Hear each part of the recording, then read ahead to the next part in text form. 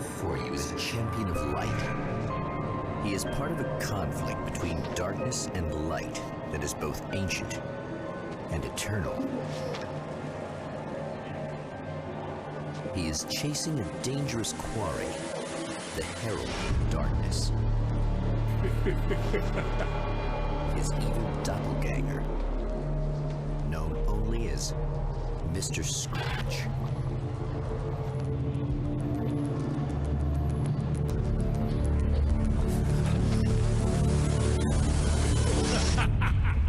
I'll catch you eventually! Maybe.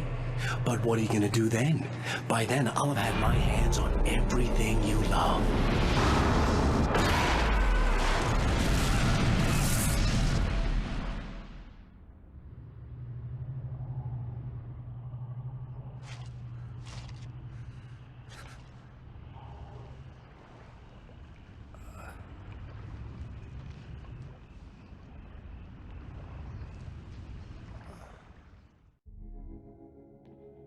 The man has been brutally spat out from the darkness that surrounds the shores of our reality. He has come to fight a decisive battle in Night Springs.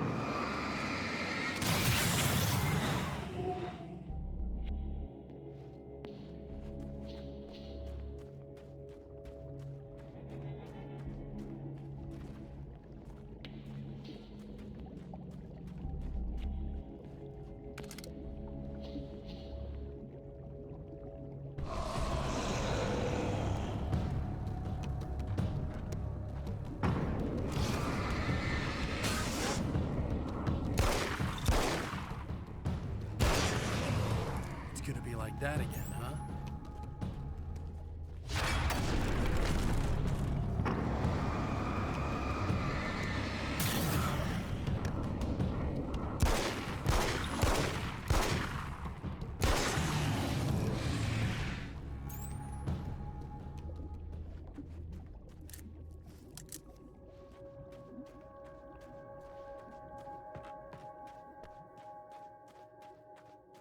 In another life, the man was a writer. He still practices that art, forging weapons of war out of ideas. But the violent currents that brought him here have scattered the pages he has written.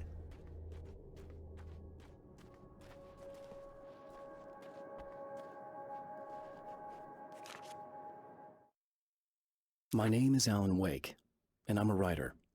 I didn't become one overnight. Like most writers, I struggled with it.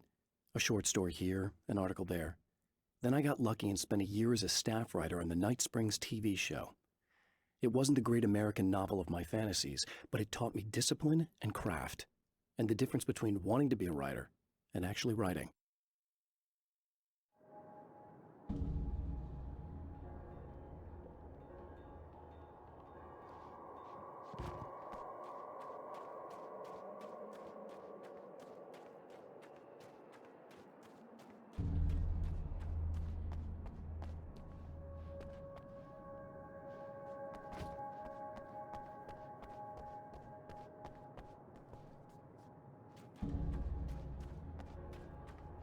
The lights of the motel promise safety. The man senses that the solution to his predicament begins there.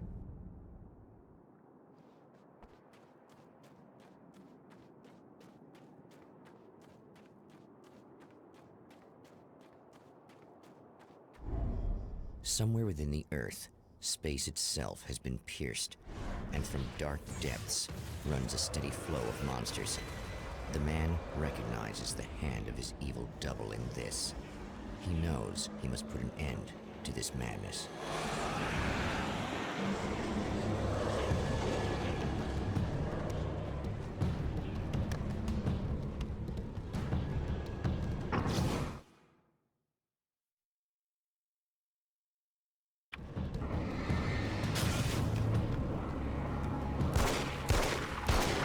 I can't stay here now.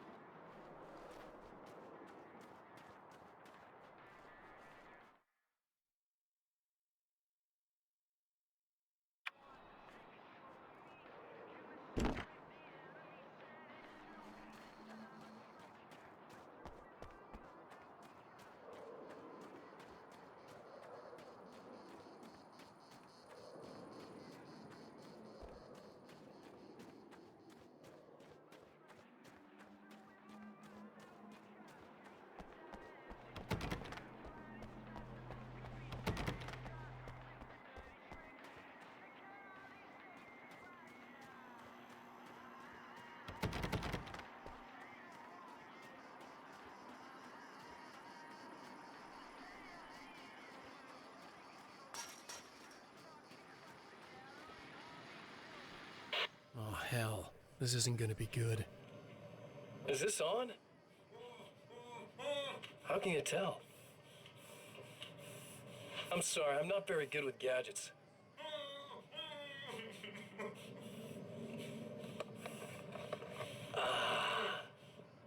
That's more like it.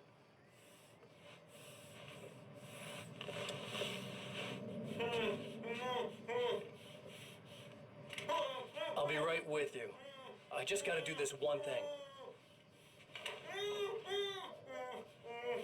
I like it quiet.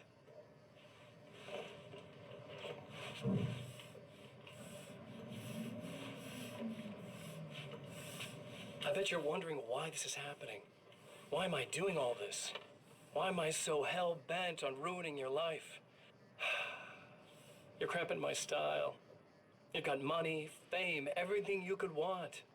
But you don't know what to do with it. I do. I'm getting all the things you never had the balls to go for. Having more fun, too.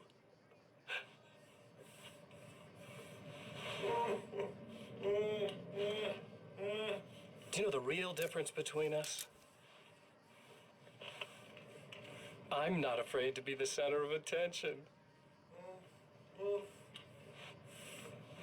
This poor slob's just collateral damage, really. I mean, beat some information out of him earlier. But this part? This is just for kicks.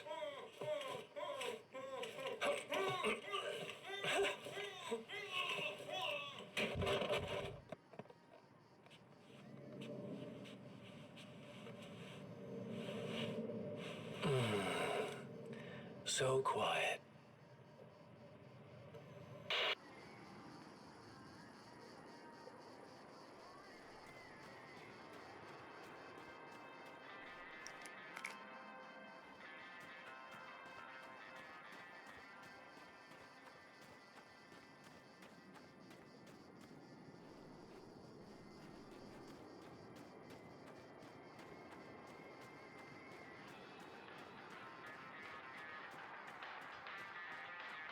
Hello?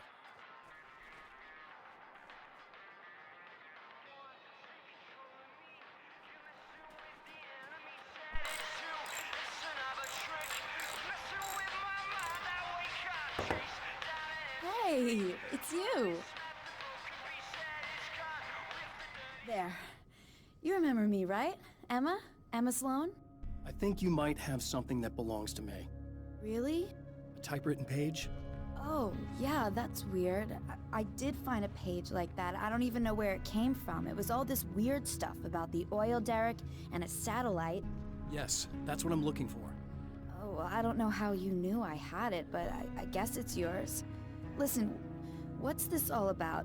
There are these really creepy guys hanging around the oil derricks. There's something really weird about them. They're dangerous.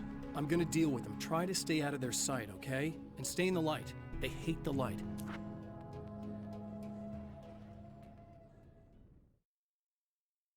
At the oil derrick, the wheel had been jammed in place and turned until the oil gurgled and flowed thick and flammable. The warning lights were blinking in a fast rhythm, bright and steady, powered by the battery. The Kasabian CD was playing in the boombox, all distorted guitars and intense beat. High above, some piece of orbital junk or another collided with the satellite, knocking it radically off course. Trailing debris, it screamed down from the skies at an impossibly steep angle. All that high-tech engineering reduced to nothing more than a bullet that would destroy whatever it hit. Just to be clear, you should know that we haven't actually met before. Sure we have, Mr. Wake. Remember you stayed at the motel here. No, the guy you're talking about just looks like me, even if he uses my name. He's behind all this trouble. Oh, I thought, now that you mention it, I guess your aura looks a lot nicer than his, actually. I'm very sensitive to things like that. There's a bunch of stuff I need to find. The things mentioned on that page? Well, there's a lot of old crap lying around this place. Great, thanks. I think you should be able to find everything, except the satellite, obviously. Are you gonna tell me what this is? I don't think that'd go over too well. Why don't you let me be the judge of that? Fine. The page is a formula for rewriting reality. Either I use it to close a strange portal to a place that isn't in our world, or shadowy serial killer monster things keep pouring out of there. Yeah, you were right the first time. You can think what you want about me, but there's still bad guys around. Be careful. Well, you might be nuts, but I've seen the way they move, the way they look. I'll buy that. They're called Taken. They aren't really human. Not anymore. And they're climbing out of the oil well? What, do they have secret headquarters down there, or...? No, that's just where the point of connection is. It's a hole that leads to, well, it's a really nasty place. That's why I need to close it. And the guy who looks like you opened it, because he was hanging around the oil field before. He gets around, unfortunately. Thanks for helping me. Oh, I wish I thought you were just a nutcase.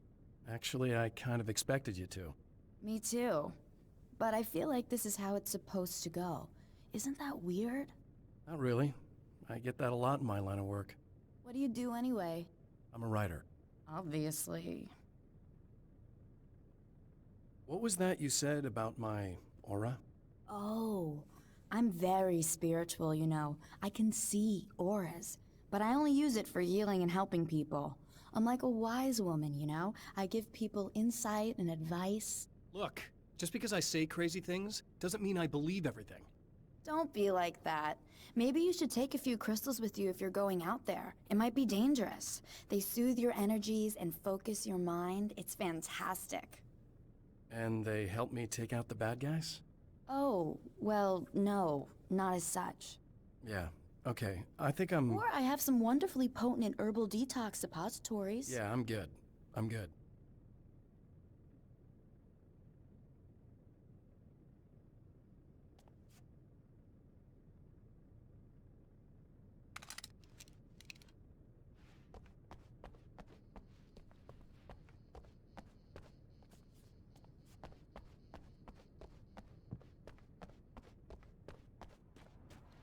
The Champion of Light recognizes the page he got from the woman. It is a weapon of his own design, custom engineered to destroy the dark portal. If he recreates the conditions of the page, a great power will be unleashed.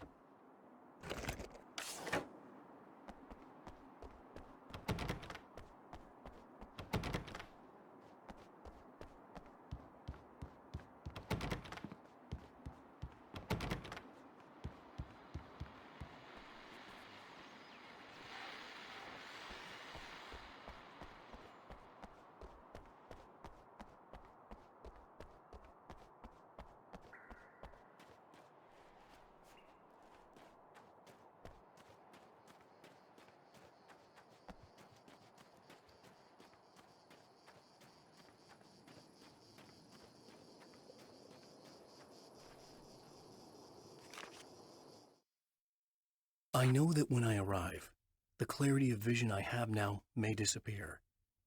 I've made my plans. I've prepared for this, but I know the transition from the dark place will be hard on me, and not just physically. It may affect my mind, my memory. These pages should help me remember and focus. That's worked for me before. Even if that fails, I think I will be able to trust my instincts. I'm navigating my own story. I'm hoping I'll know where to go and what to do, even if the details elude me.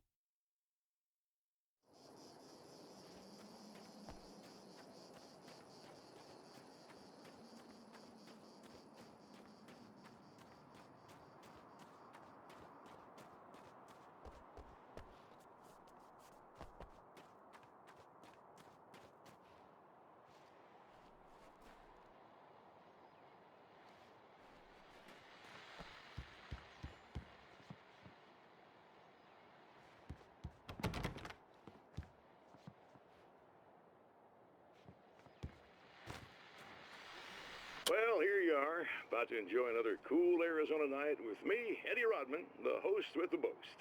Hey, any of you guys remember Old Gods of Asgard? Man, I actually saw them twice back in the 70s. I was just a kid then, but my dad worked at this club, and he'd sneak me in to see bands all the time, you know, just talk about an education. Anyway, great band, couple of great albums, solid fan base, and then they kind of dropped off the face of the earth. Well, now, almost 4 decades later, they're making a comeback. And let me tell you, these boys have seen a lot of road. There's some serious rock and roll veterans, because they weren't too young even back in the day. Well, now I've got Odin and Tor Anderson, 2 of the original Old Gods, in the studio with me, along with their manager, Barry Wheeler. Nice to have you guys here. Oh, hey, it's great to be here, Eddie. Yeah, hey. Hello! Now, boys, let me just come around and say this, all right? Spring chickens, you ain't. I mean, you guys, you make the Stones look young. You're only as old as you feel. Who you calling old? Now, your last album was 1978's In the Valley of My Shadow. And then you stopped playing altogether after that. Why? And what made you do a comeback after all this time? Well, it was a sad thing. See, the original bass player for Old Gods, Fat Bob Balder, passed away in... Leukemia! Bob had leukemia, poor bastard. Yeah, after that, we didn't feel like playing no more. Long story short, I ran into these guys up in Washington, and it was obvious to me that they still got it. So I figured, hey, let's make some music, right? And they went for it. Now, Barry, you were a literary agent before this, right? Uh-huh. Yeah, and you were very successful. You represented Alan Wake, I believe, who disappeared under mysterious... Yeah, that's... Hey, I just want to talk about Old Gods tonight. Is that cool? Can we do that? Oh, yeah, sure. Listen, why don't we take a little break, and then later on in the program, we'll hear the new Old Gods single. Stay tuned, folks. Well, at least Barry landed on his feet.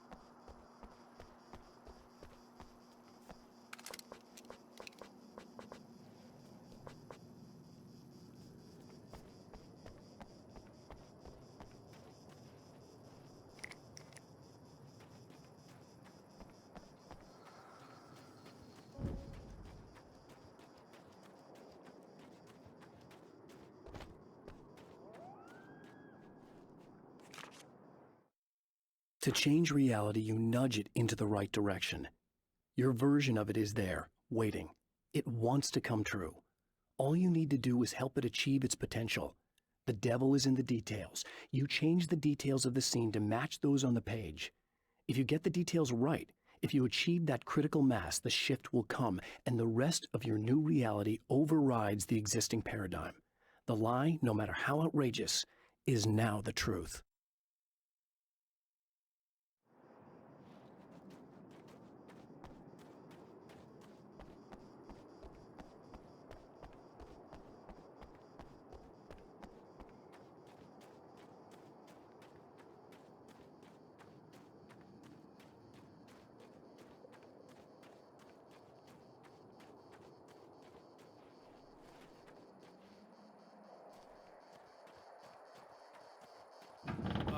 Wait. Wait! Oh!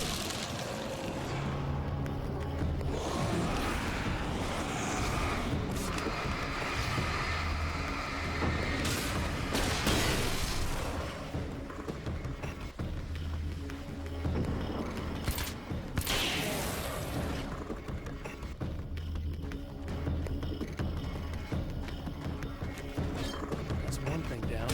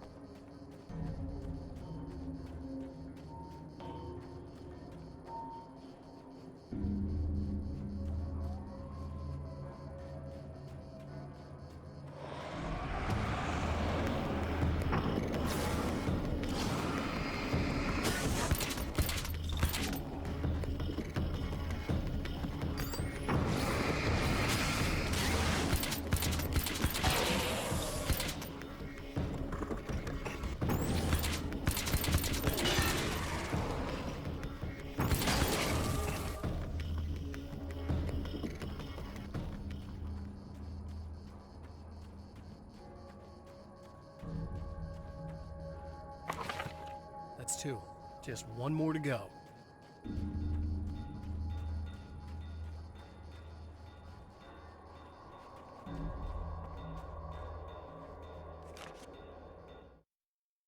Some of the Taken aren't protected by the darkness like their comrades. Instead, their aversion to light is so extreme that they literally split into two when they encounter strong light. It leaves the two halves weaker, but of course, there's strength in numbers. It's a disturbing development. The dark presence I faced 2 years ago was powerful, but it didn't have much in the way of imagination. Clearly, the same cannot be said of Mr.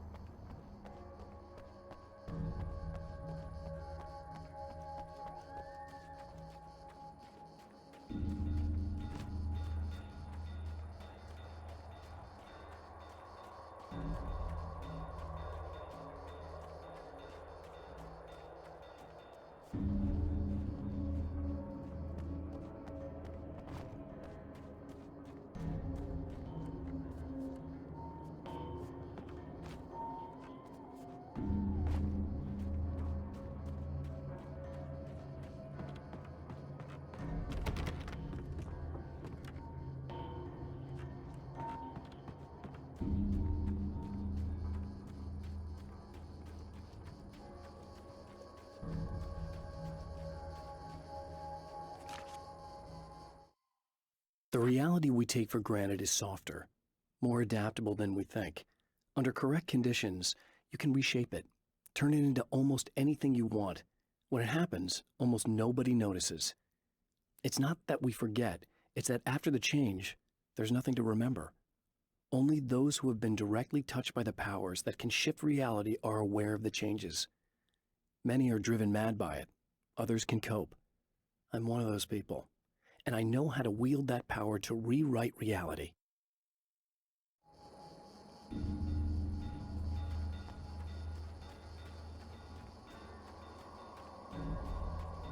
The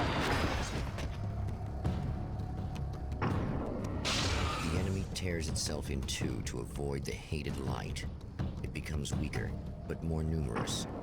Such is the arithmetic of horror.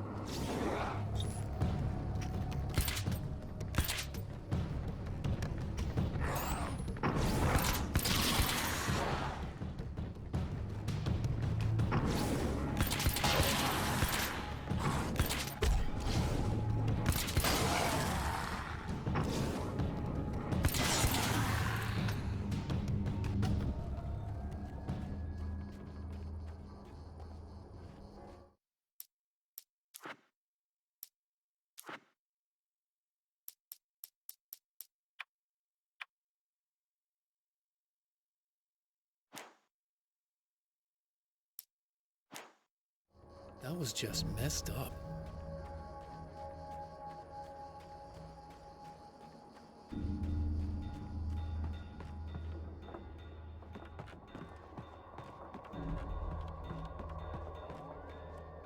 That's everything. The man has found the battery, but it is empty. It will need to be Something tells me recharged. I'm really gonna need the extra firepower.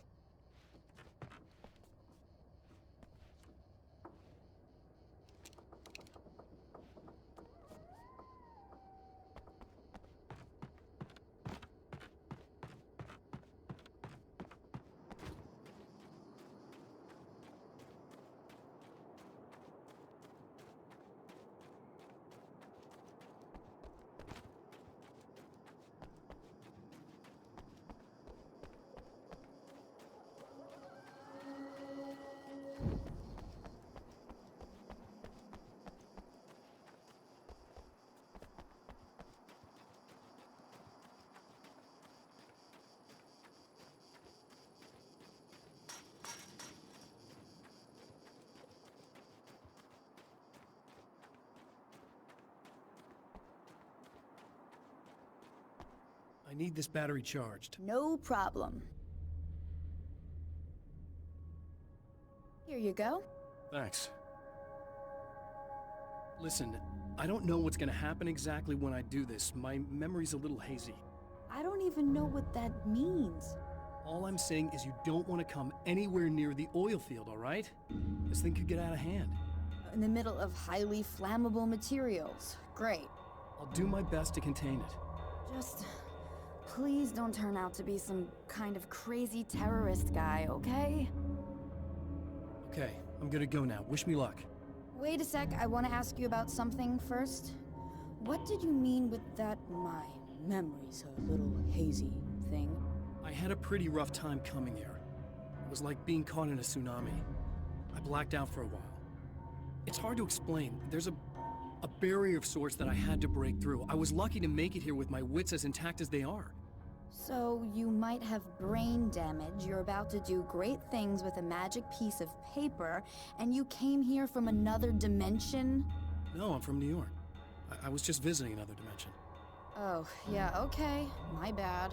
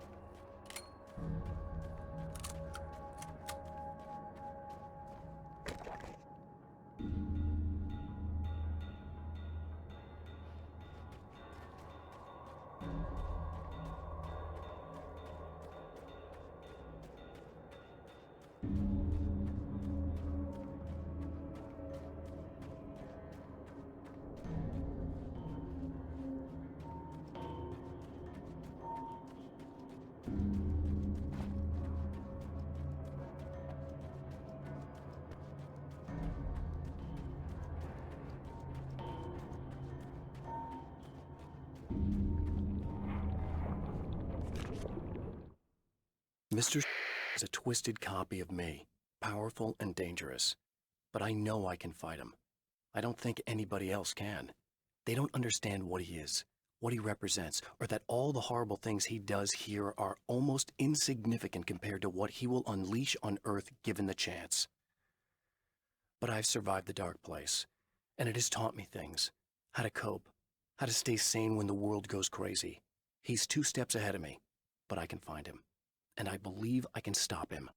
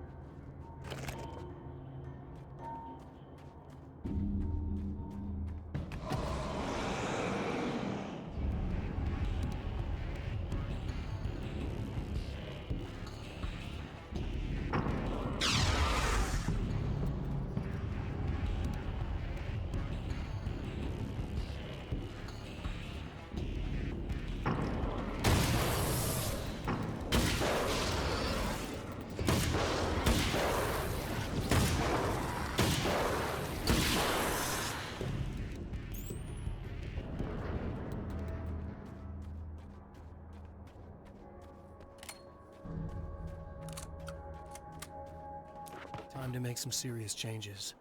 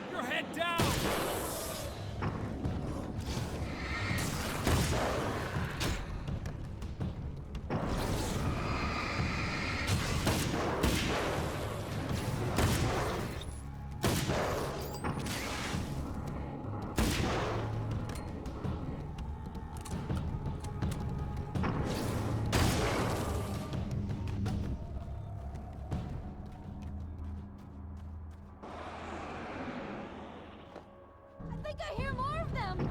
Yeah, I think I noticed.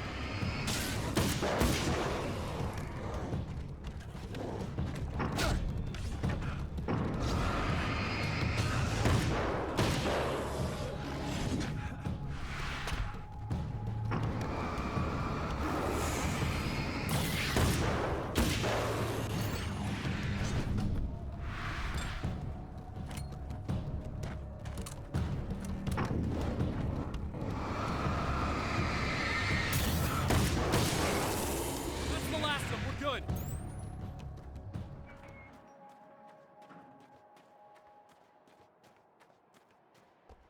What the hell was that? Easy. I got him. You're safe. I need you to tell me what you know about him. The guy who looks like me. There was a party in one of the rooms. It was pretty wild. I'm not sure which room it was in. You didn't attend. No, I wasn't there. But it got way out of hand. Anyway, I heard that he went to the diner and there was a fight there or something. Maybe you could find out more from there. I got some keys that you could maybe use. You just happen to have the keys, huh? Fine. I'll take a look. Stay here. Like hell. I'm getting out of here as soon as you leave so I could close up this place and go home. Emma, you really want to stay here in the light. Yeah, thanks for the advice, but I'm not sticking around. Just go already, okay? Are you okay? I guess. Thanks for the help. Were those what'd you call them? The Taken? What are they? It's complicated. Short version, the darkness can take people over. That's why I had to destroy the oil derrick. Otherwise, they would have overrun the place. Wow, I didn't think you'd actually do it. I mean, I didn't think it'd work. That's crazy. Let me just try one more time at the risk of sounding like a broken record. It's bad out there. I don't want you hurt. You should stay put. Yeah, while you turn this place into an inferno, run around shooting things up and play some kind of weird games with your psycho evil twin. Don't get me wrong, you're nice for a weirdo. I'm impressed as hell by all of this, but enough is enough. I seriously just want to get out of here, okay?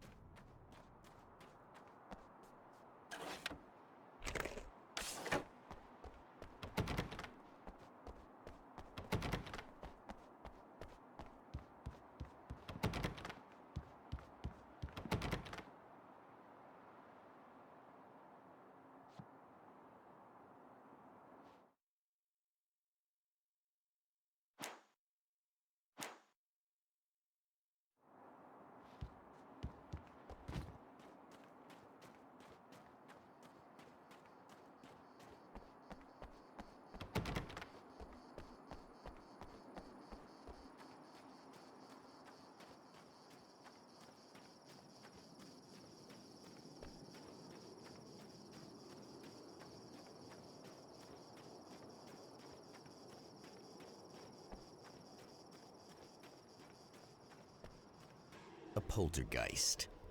Its existence is one of rage and hostility, and its very presence turns ordinary objects into deadly projectiles.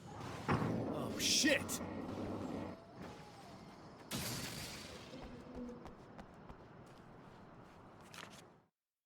The strands of webbing glistened in the beam of my flashlight, fine, almost ethereal. They were fresh, and right in my path. I held my breath and waited, ears straining. Nothing. I moved on, concentrating on the task at hand. Just get what I was looking for, then leave. That's all I keep telling myself. For a moment, I actually thought it might be as simple as that. Then, I heard too many legs skittering across the ground.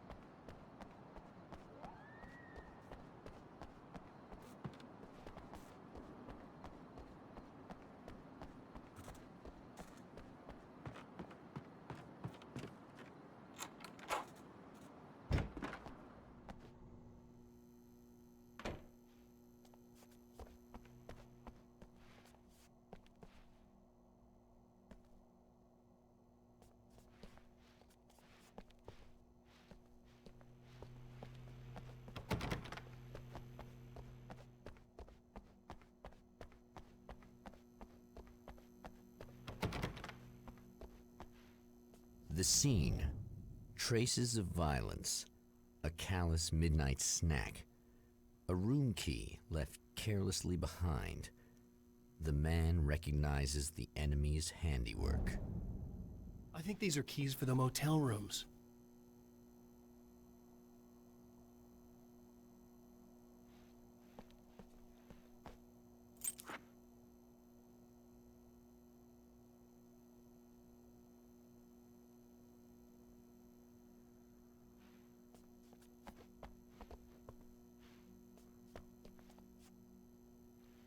Satellite and now this?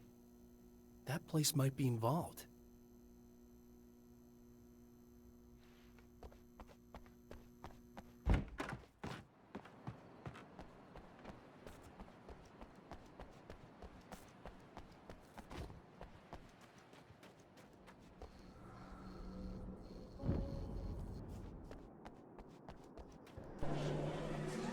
Emma Sloan was a believer in a great many things, most of which were entirely fallacious.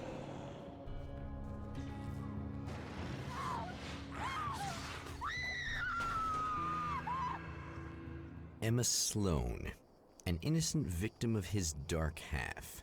More collateral damage in the ongoing war. Damned by forces beyond her control, as much as by her own actions.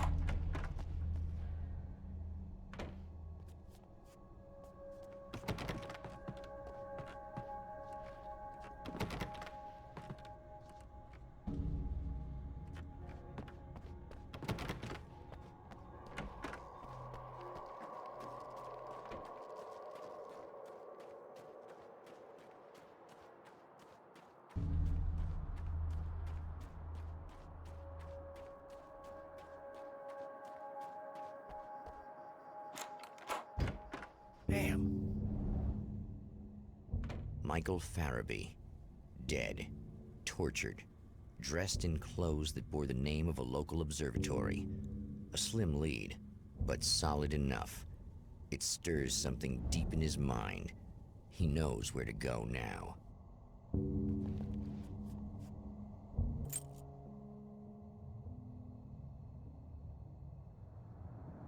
The observatory. Hot on the heels of the Herald of Darkness, the Champion of Light forges on to see the stars.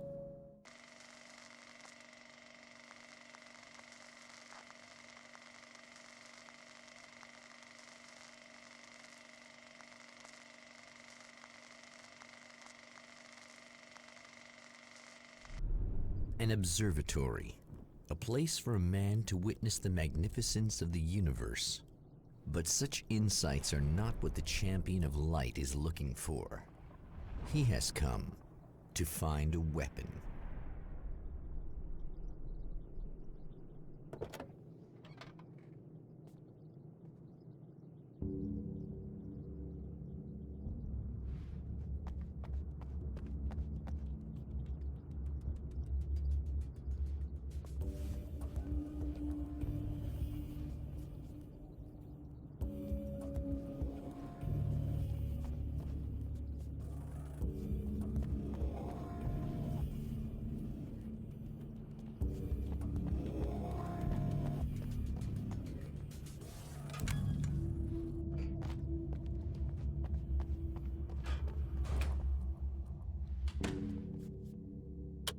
welcome back, listeners.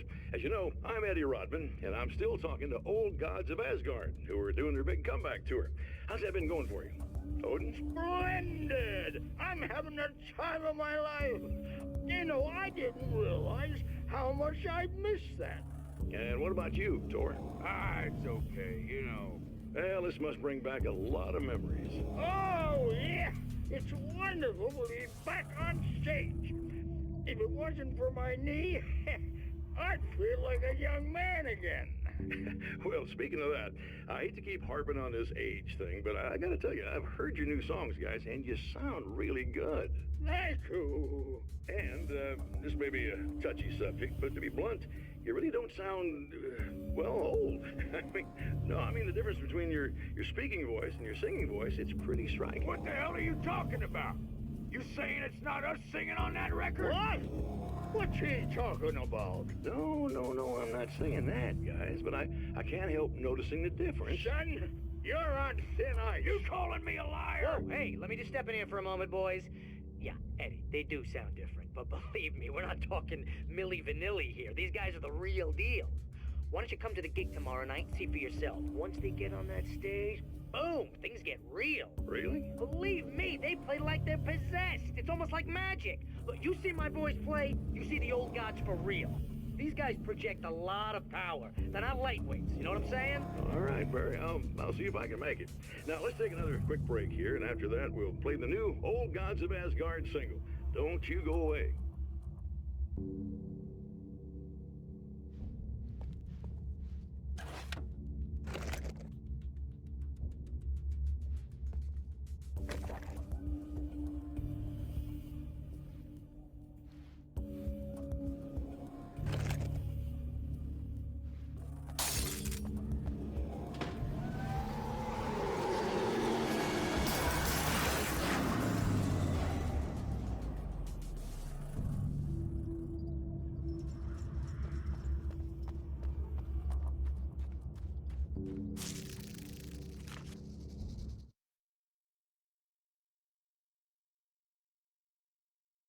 As a storyteller, my first real love was crime.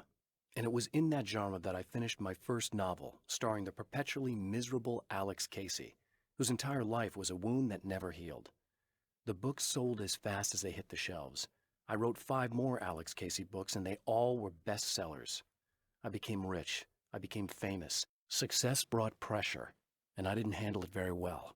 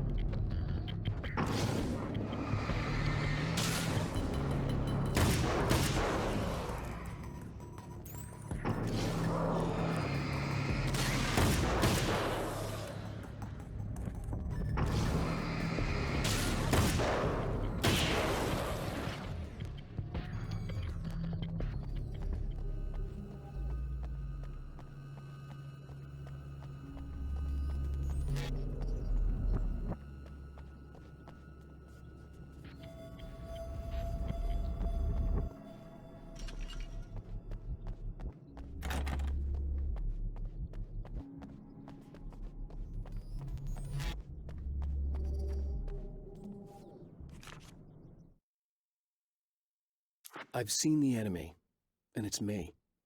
I've faced dark horrors before, things that live in the unimaginable pressures of the world beyond our own. Sometimes they masquerade as humans. That's what ultimately lurks inside Mr.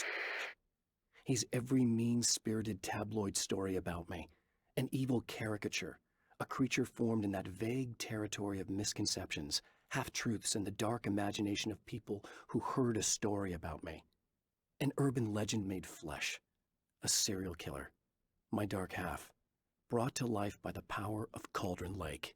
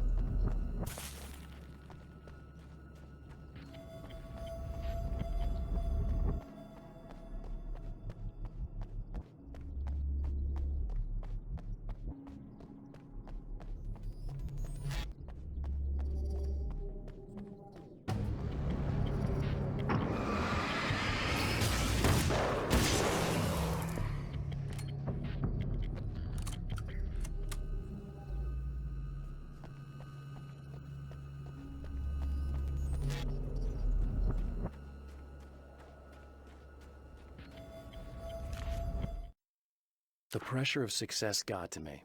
My wife Alice was the sole thing in my life that anchored me. Suddenly it wasn't enough. I couldn't write anymore. I distracted myself with wild parties and whatever trouble I could scare up. I wallowed in the drama of my life, sure that Alice would stick with me even though she didn't sign up to be the lifeline of a tortured artist. It was my dumb luck she's not the type to give up.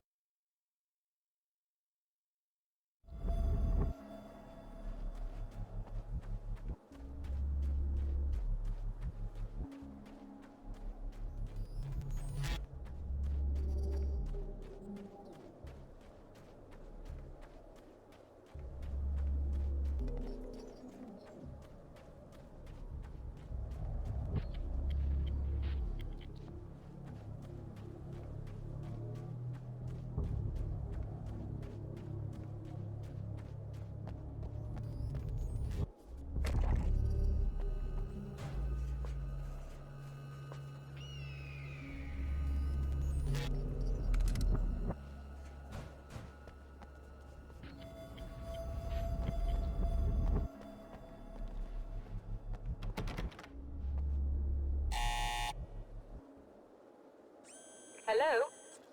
I'm Dr. Rachel Meadows, and... Wait a moment, it's you! I can't believe you dare show your face around here again.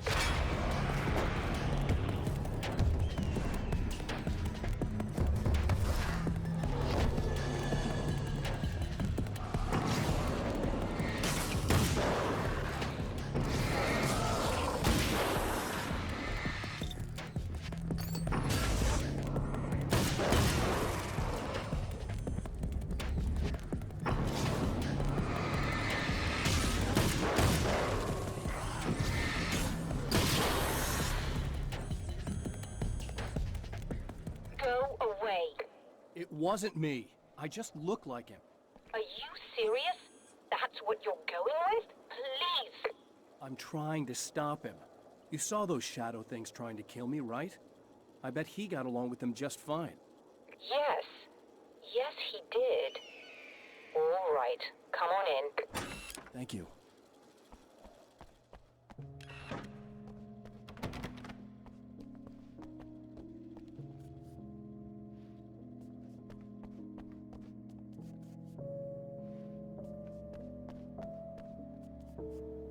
Hey, buddy. I figured I'd take a moment to talk to you. There's a party next door. I'm feeling pretty good right now. A little beer, a little fun, you know? It's nice.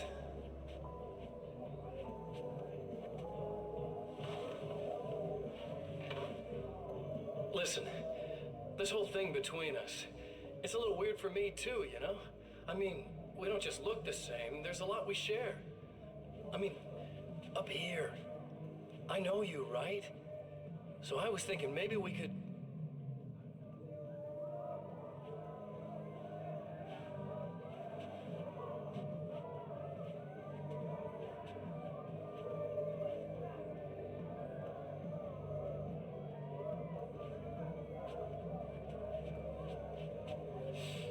These guys are getting out of control. Look, I feel like we're both victims of circumstance here. And maybe we could make some kind of effort to...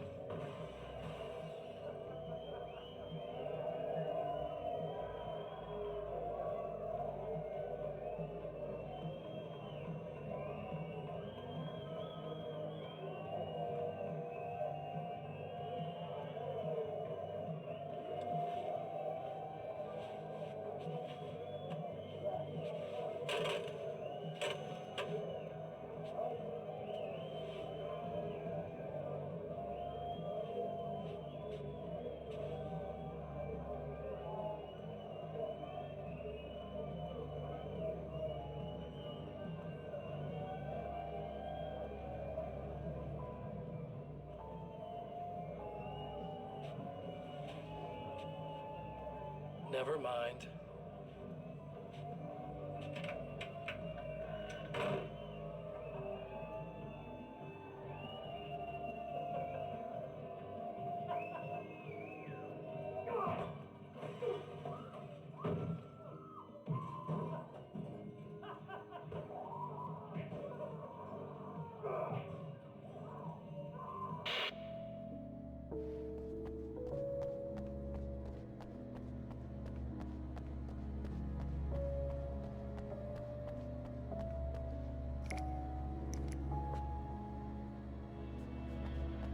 Just a moment, I'll send the lift down to you. I didn't expect to see anyone here tonight, but I'm relieved to see an actual person.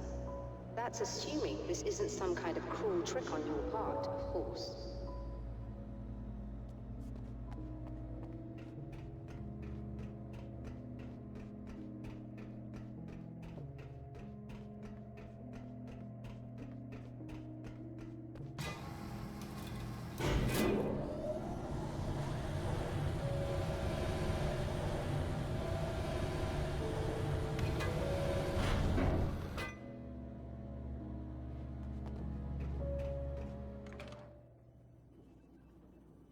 Doctor, the man who looked like me, what did he want here? There's a strange astronomical event happening right now. Something I can't begin to classify, but I think it's disabled our satellite. There's a very peculiar signal that we're receiving. A signal? That's what I'm here for. Well, so was he. But he didn't seem to understand it at all. He got very angry, sabotaged our imaging array, and now we're blind. I believe the event is still going on, but we can't pick it up. Is there something we can do? What he broke is essentially just a special camera, but we can't use the telescope without it.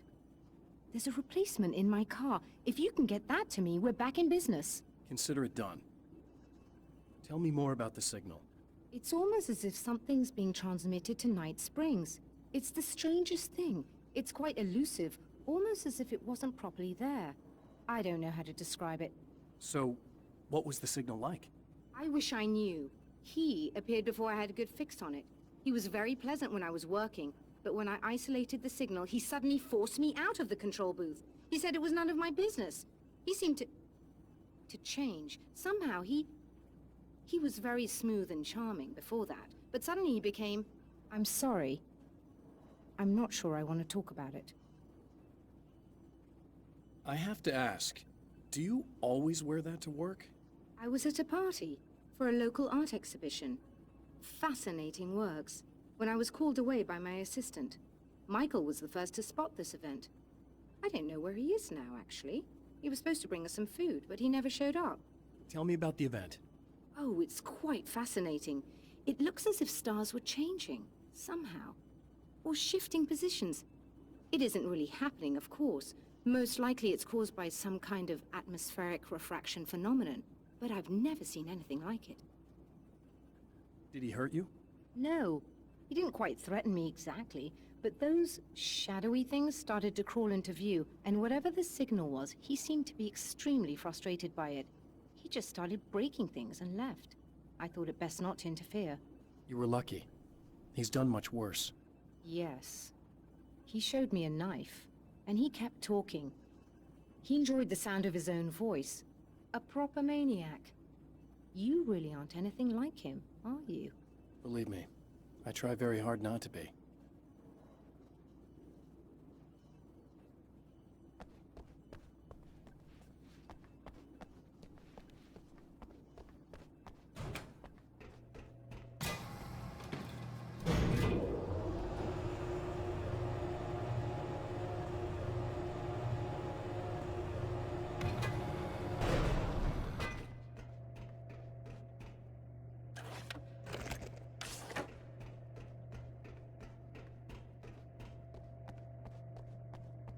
Good luck, and try to be careful. It's a very expensive part, and we don't have a replacement. Oh dear, that sounded more callous than I intended. Be safe.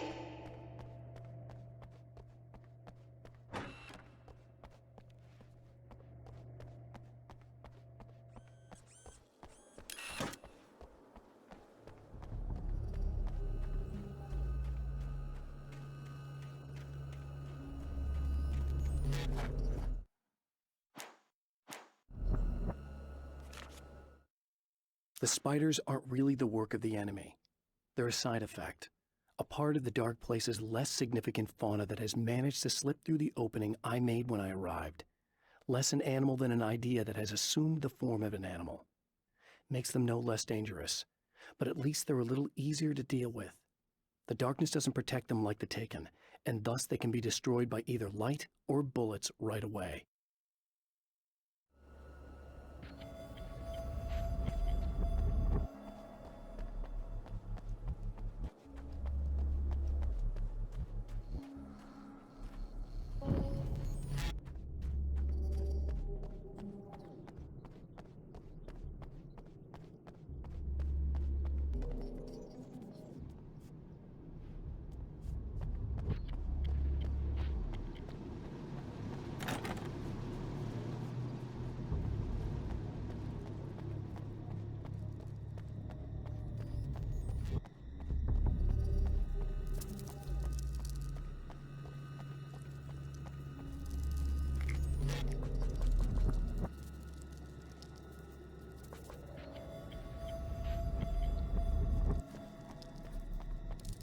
This must be your car.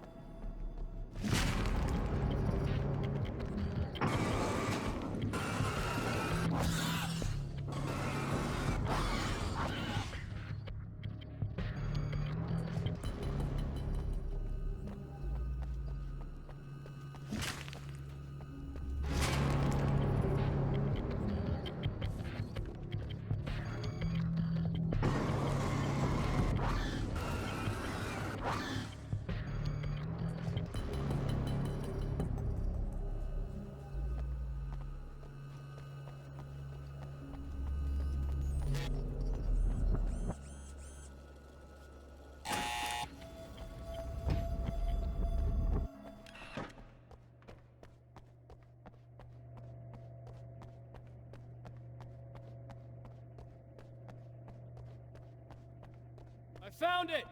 Excellent. I'll operate the platform directly below the telescope so you can install the array.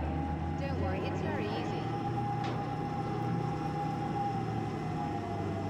Come on.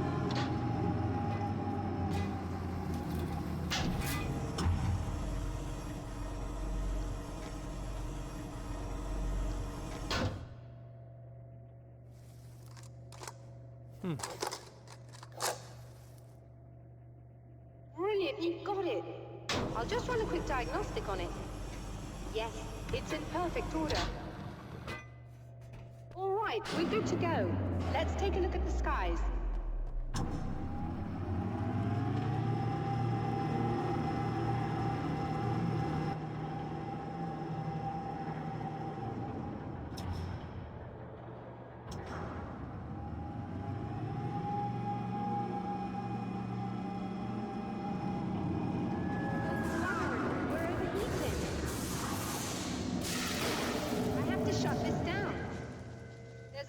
With the automated coolant system. Somebody just interrupted the flow. So now what? Well, you could go and open the secondary coolant flow valves manually. I know it's dangerous there, but, well... I got it! Please come talk to me if you have questions.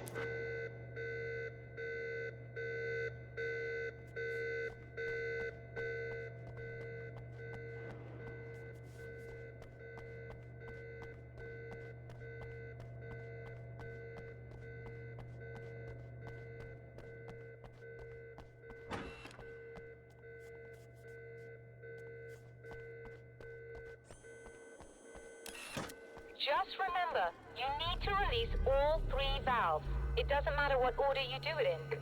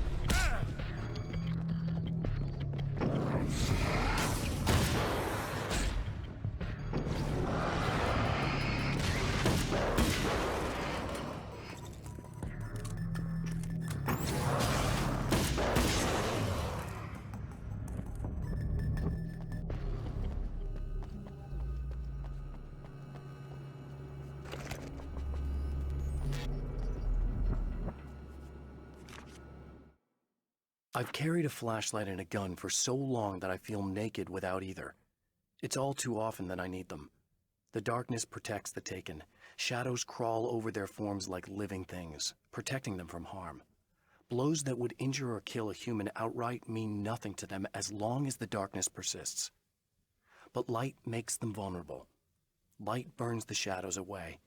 The darkness that drives them is still in them, but now they're vulnerable.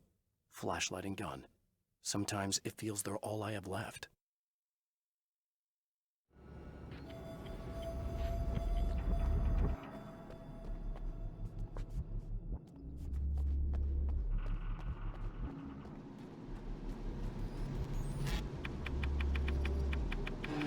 Okay, that should do it.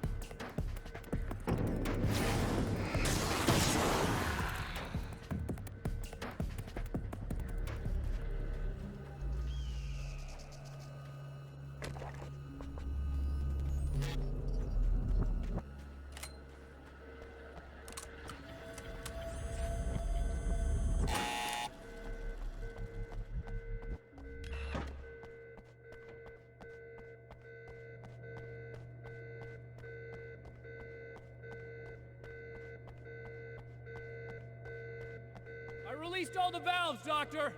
Is it working? Just bear with me a moment. Yes, I believe you've got it sorted. It's working again. Nicely done. That sounds like trouble. I don't think they're happy with our success.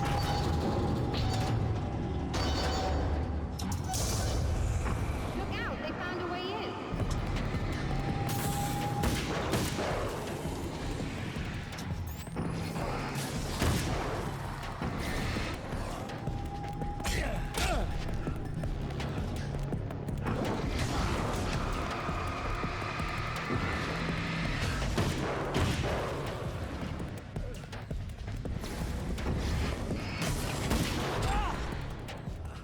Hold on a little longer. I've almost got it isolated. I released all the valves, Doctor! Is it working? Just bear with me a moment. Yes, I believe you've got it sorted. It's working again. Nicely done. That sounds like trouble. I don't think they're happy with our success.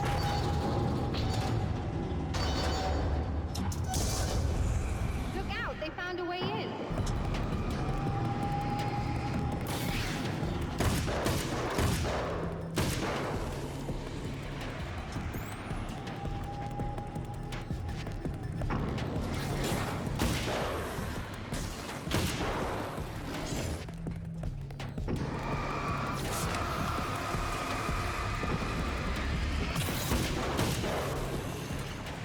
Hold on a little longer. I've almost got it isolated.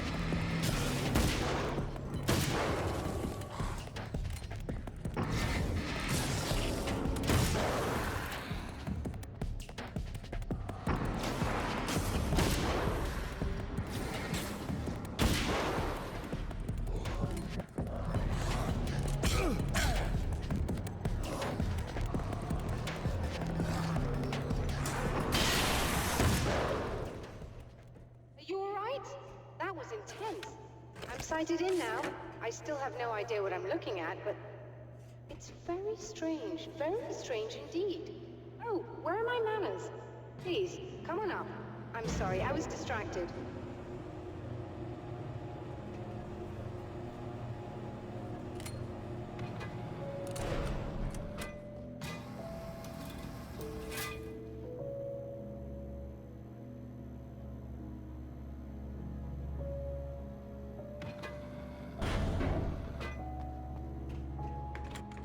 Are we receiving the signal now?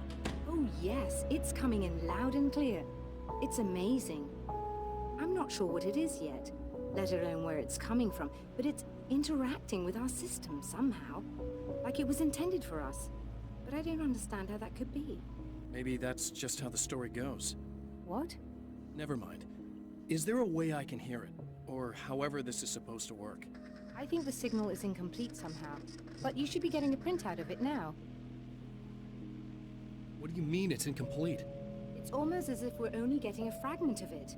I need the whole thing. This is important. I'm sure it is, but this is all we're getting. Did the man who looks like me get the whole thing? He locked me out of the booth, so I have no way of knowing. But I can tell you that he didn't really seem to understand it. So, what's in the sky? It doesn't make any sense. The stars are just... they're wrong. I thought I'd be able to see something, but it's like I'm looking at a sky that's just... it's not the right sky. But that's impossible. I consider myself a rational man, Doctor. But this isn't a thing you can measure or explain. I've seen impossible things that have taught me just to roll with some punches. It's either that, or go insane. I find it disturbing that you sound like you're speaking from ample experience.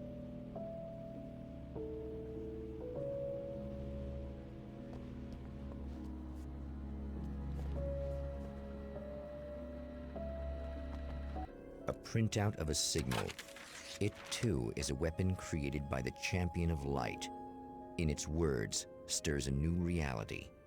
But it is incomplete, and yet it provides a roadmap for the man to follow, a course that will lead him to a place where he may confront his enemy.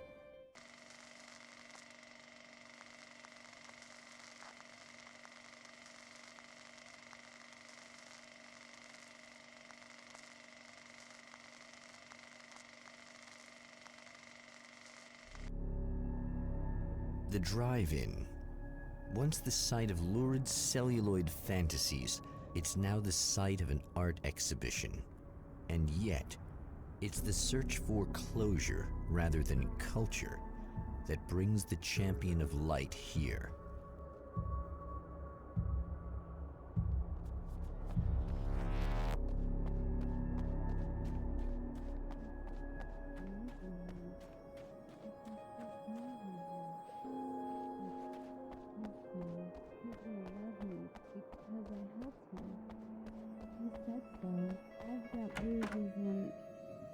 Oh, it's you. That's fantastic. Are you okay? Go away. No, I want you. But you'll get angry if you're here. So, you gotta go. You know I'll do what you want. Okay. I love you so much. Did you know that love hurts? Are you gonna hurt me now? 'Cause you should. Lady, you got darkness on the brain. I think I can help you if I can get the lights on in here. You can't turn the power back on. It's not allowed. You said. So, where shouldn't I go so I don't turn the power back on accidentally? It's the big building on the other side of the drive-in, but it's locked. Where's the key?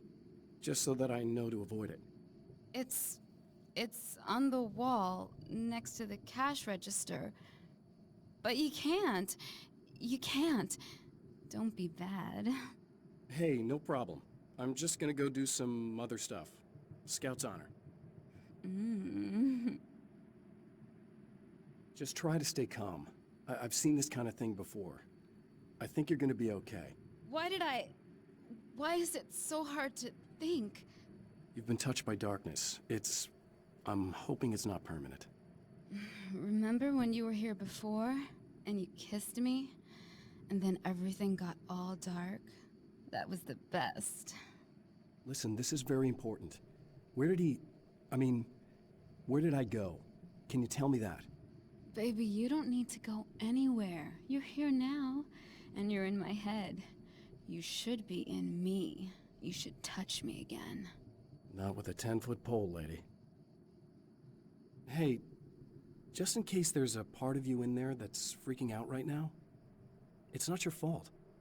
I promise I'll do what I can to help you, okay? I don't... Please go away. Don't sweat it. I'm just saying that in case you really need to hear it, I've been there. I think there are spiders in my eyes. I think you put them in me.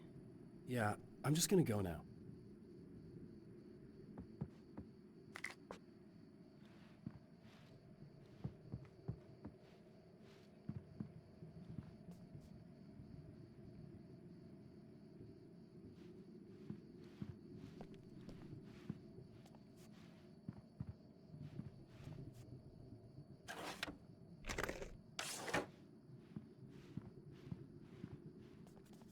And we're back with Old Gods of Asgard and their manager, Barry Wheeler. Guys, you're on your comeback tour, and you're playing a lot of your classic material, but you've also got a new single out, right? How'd that come about? Was it hard to go back into the studio after such a long time? Are you kidding me? They were chomping at the bit. They were just itching to stretch those creative muscles.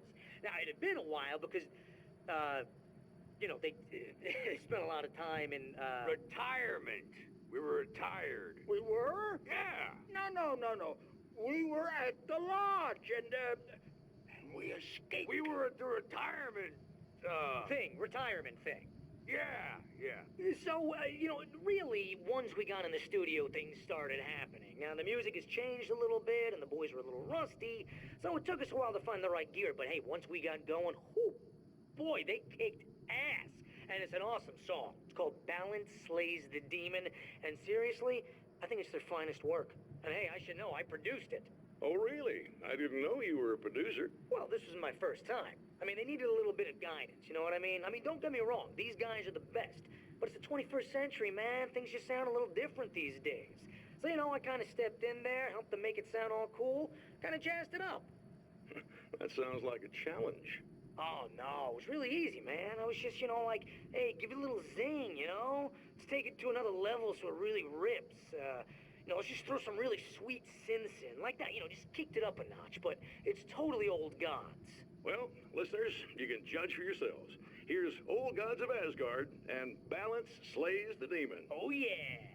Deep in the ocean of darkness, in the mirror of light, Balance becomes a stranger, and in your fantasies, he rides a storm on your peace. Storm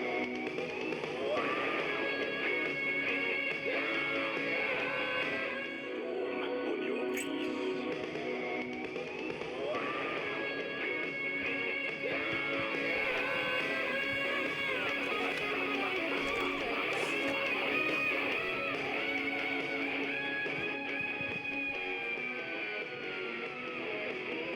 Beyond the shadow you settle for, there is a miracle illuminated. Deep in the ocean of The man has encountered this before.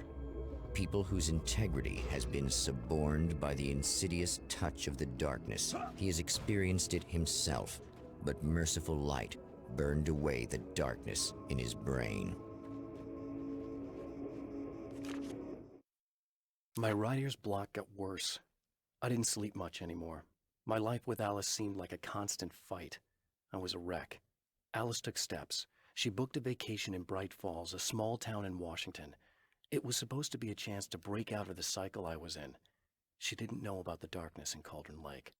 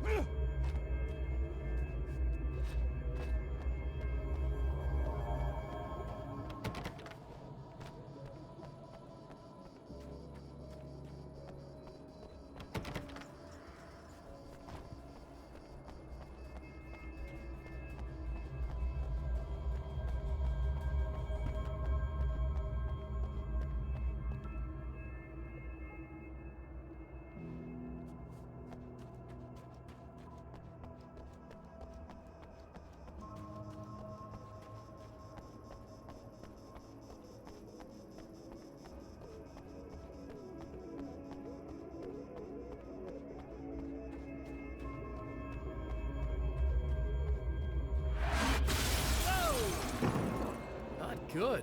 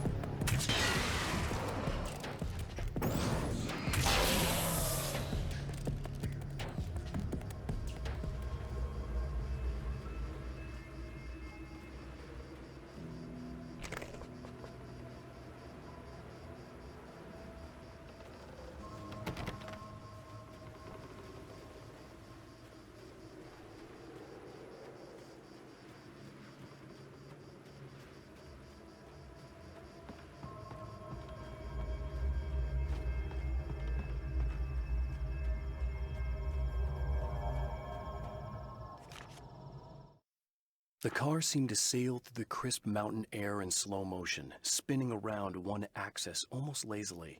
The moment was hypnotic. Then it struck the pipeline in a shower of sparks, the impact turning the windshield into a burst of safety glass. As it hit the ground, I snapped out of my reverie. The car was rolling downhill, slowing down as every bump killed momentum but still coming. The fence wouldn't be enough to stop it.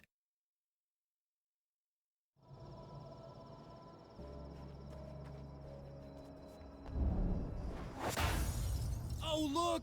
Mr. Hero's here! You ready to save the day?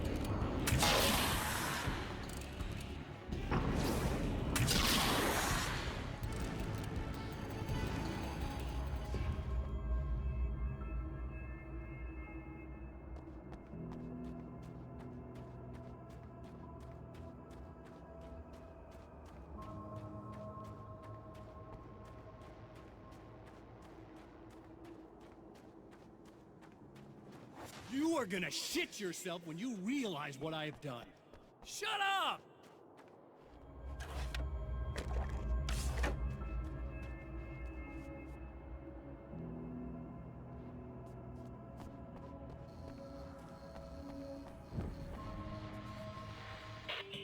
I told you I'm a psycho. Really? I'm a psycho.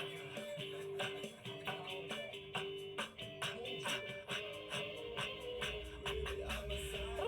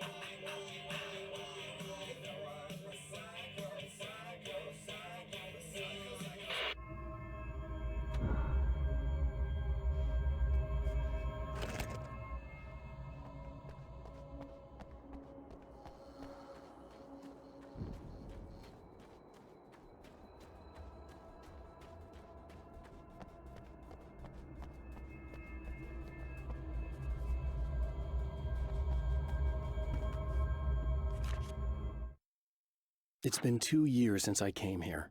Being that long without Alice breaks my heart, and I know it broke hers. I know she thinks I'm dead. How could I blame her for that? It would be a crime to pretend that she owes me anything. She took all the stupid, self-indulgent bullshit I brought into her life and still stood by me. Still loved me. It's no betrayal. But I'm a better person now than I used to be. I want to be that person with her.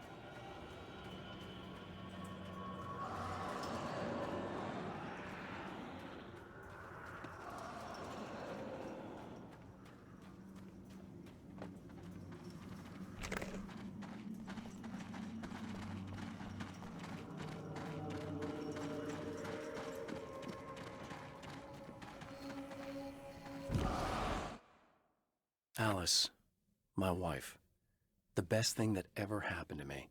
She smiles and the darkness lifts. For her, I've tried things I otherwise never would. I've never really minded if it's made me feel like a fool. She's a photographer, and the world she sees through her lenses is unique and beautiful. She has the vision. She sees things others don't and knows how to make them visible to everybody. She did it with me, too. She teased out things I was only vaguely aware of. She always saw me in the best possible light.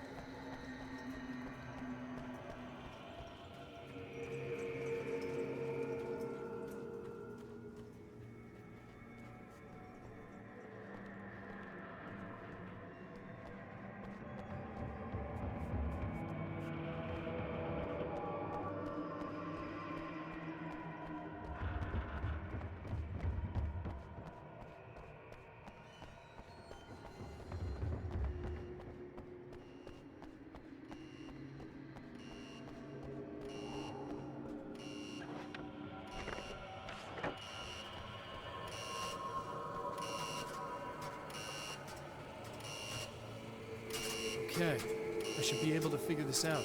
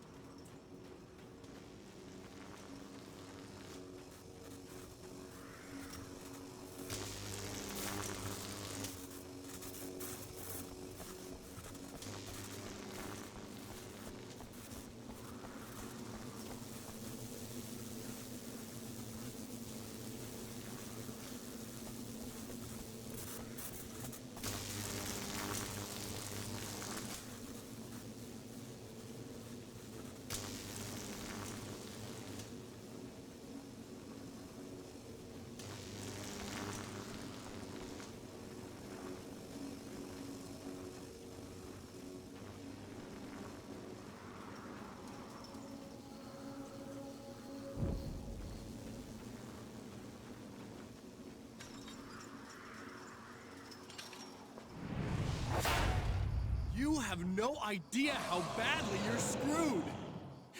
It's gonna be a blast to watch you find out. Don't get hit by those.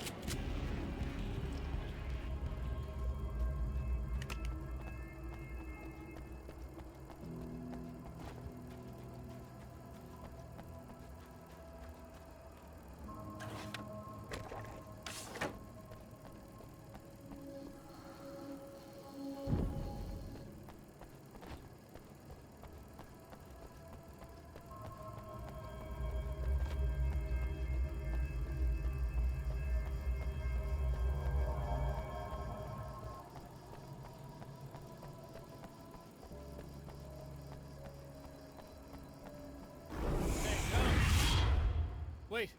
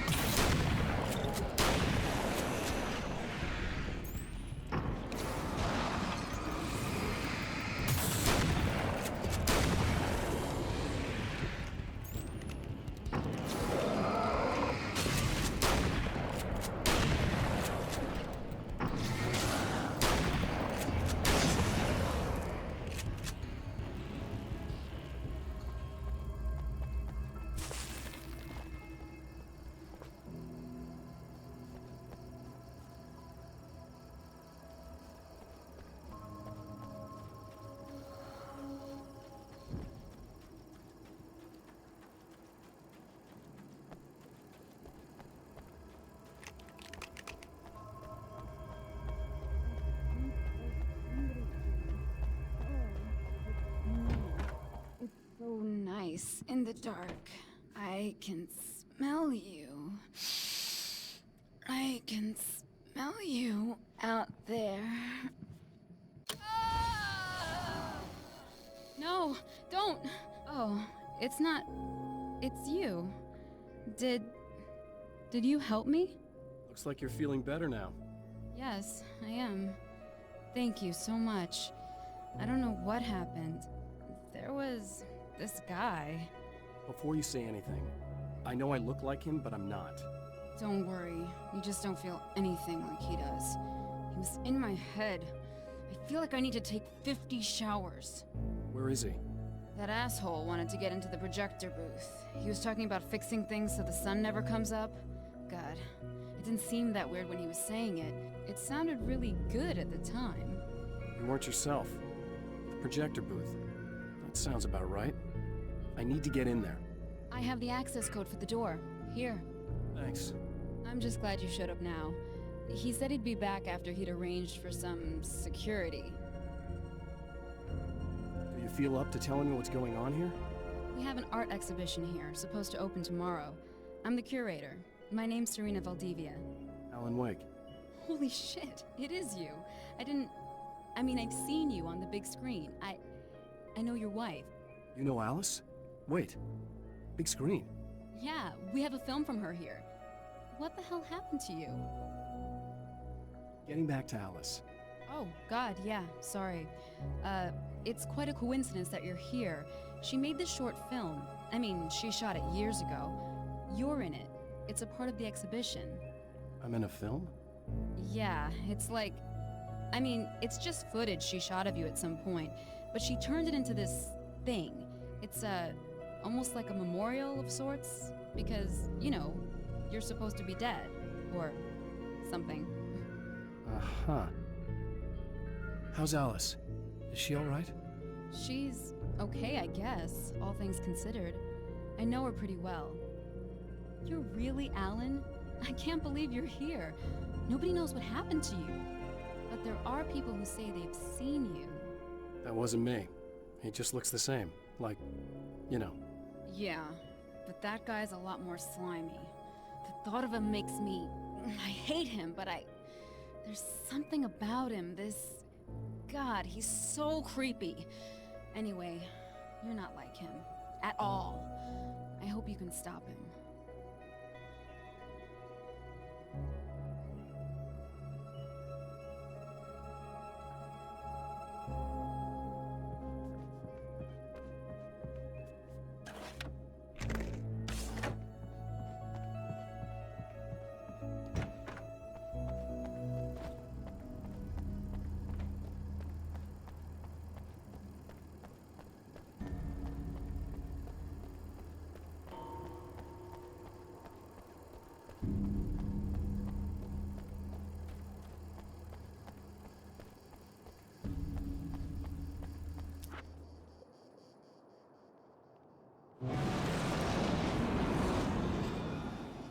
That's the security system?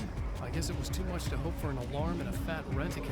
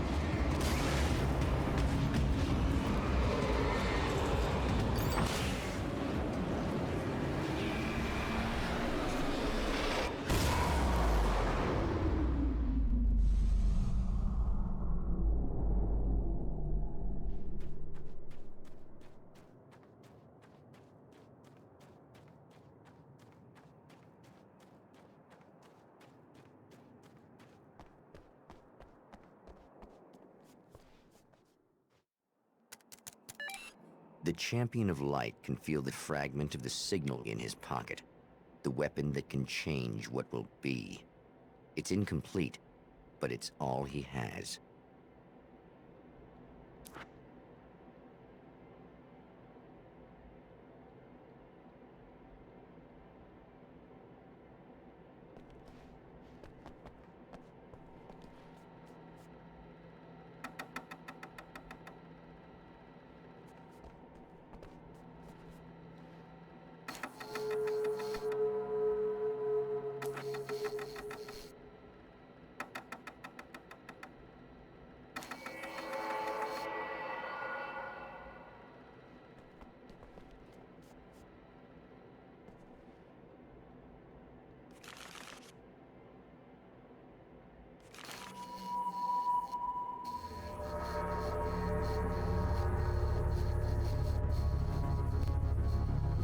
Hell, this isn't going right.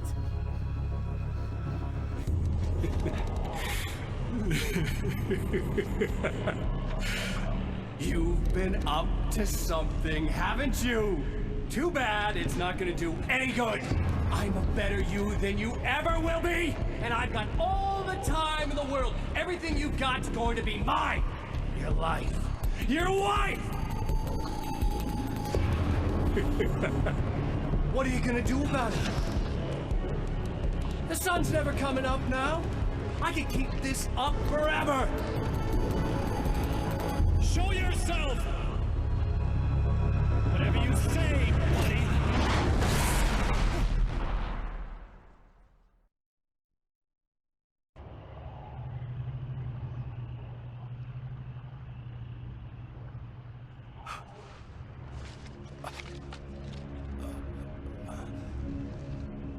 The rush of darkness is unstoppable.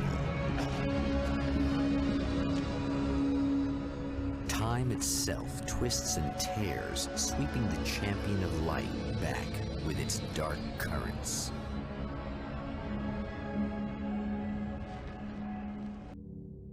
Again, he enters the world, but now he sees the trap for what it is, a maze that loops back into itself. I'm here again. They sent me back.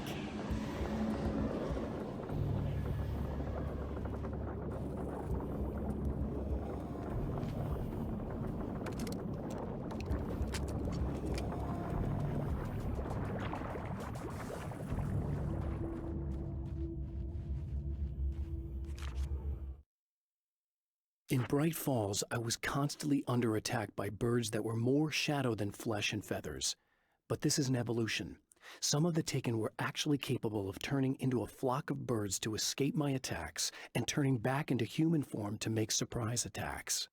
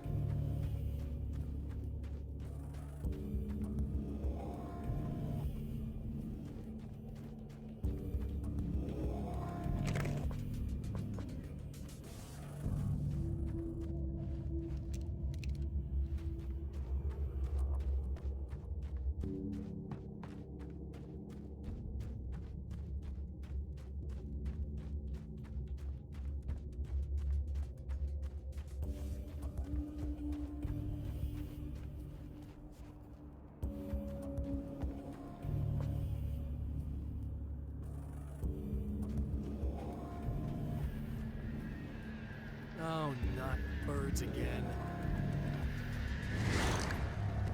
What the hell?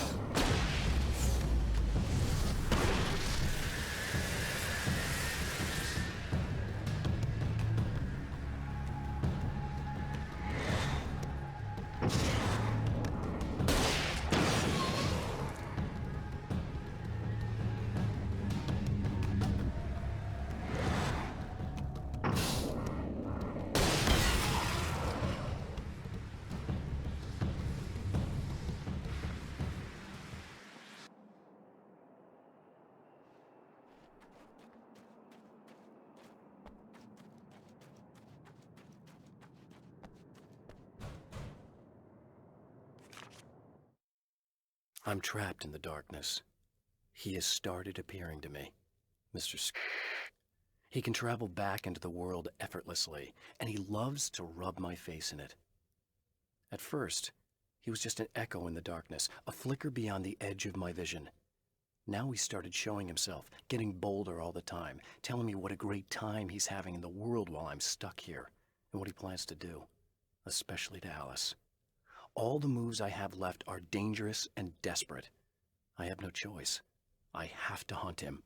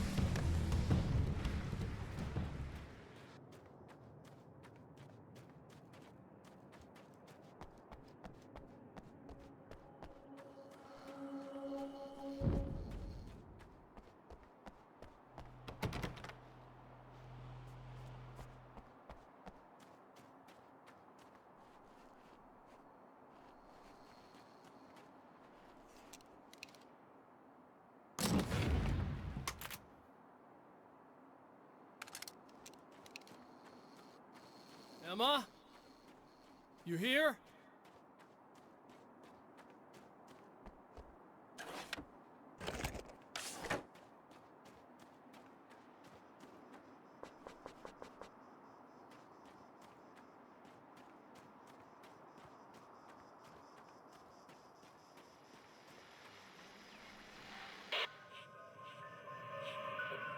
Okay, so this chick just came up to me and said she's my biggest fan.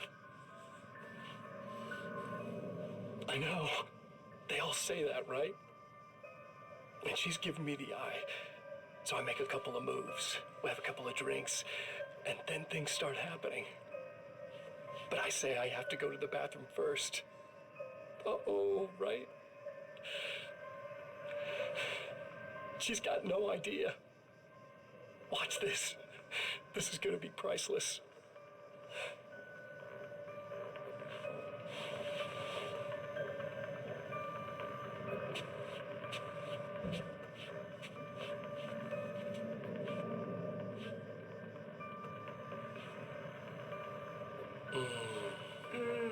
That's nice. I thought you'd like that. Are you tense? You feel a little tense. Maybe a little. I had a crappy day. Yeah? Don't worry, it's improving real fast. Yeah. Hey, don't stop. It's just getting good. Watch this.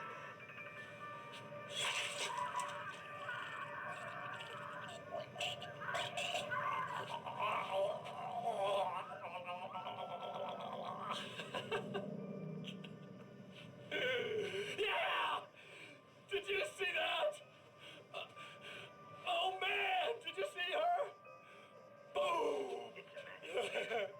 More than anything else, that's part of animals. It's in our nature to imagine, to turn fantasies into legends, to be storytellers. But on a rare occasion, the line between fact and fiction, imagination and reality becomes hopelessly blurred and nowhere convincingly as in Night Springs.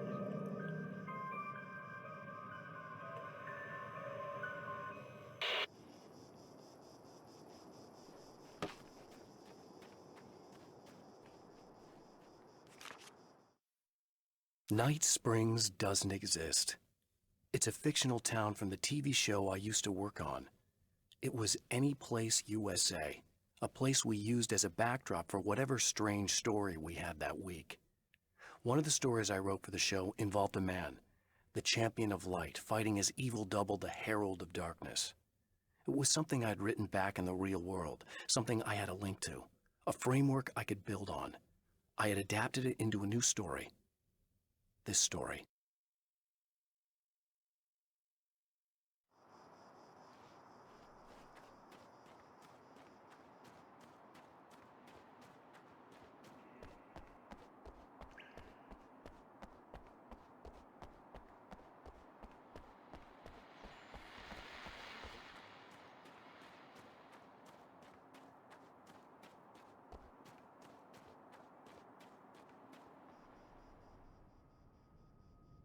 Wow, it is you.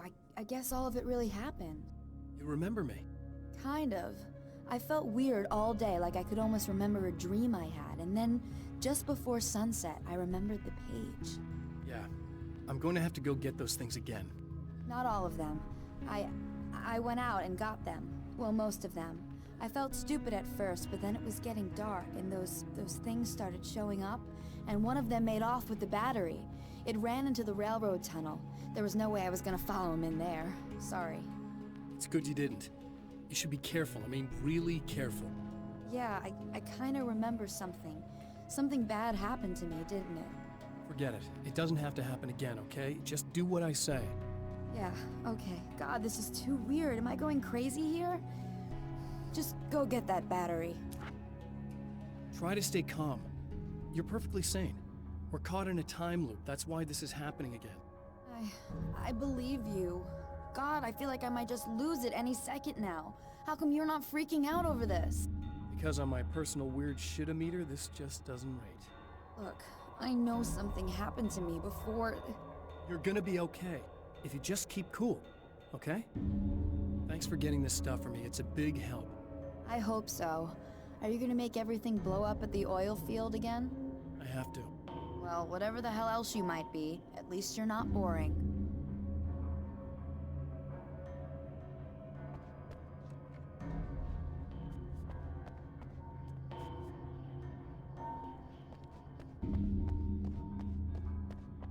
Just the battery.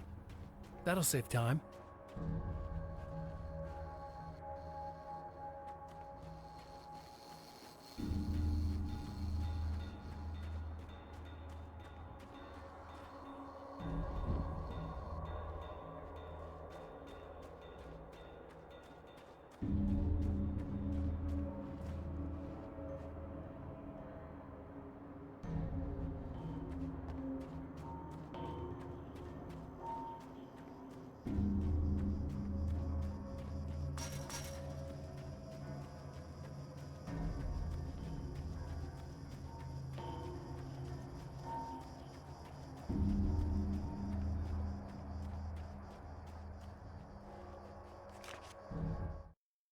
Now Night Springs is in Arizona, although not for long.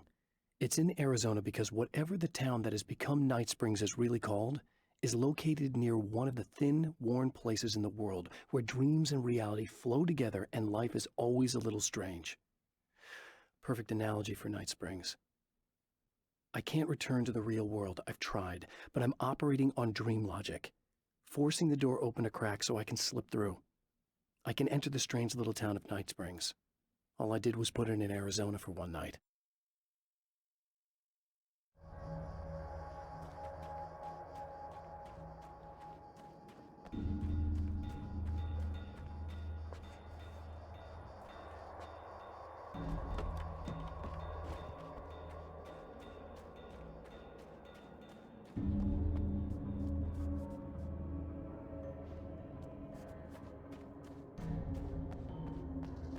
Well, this should be perfectly safe.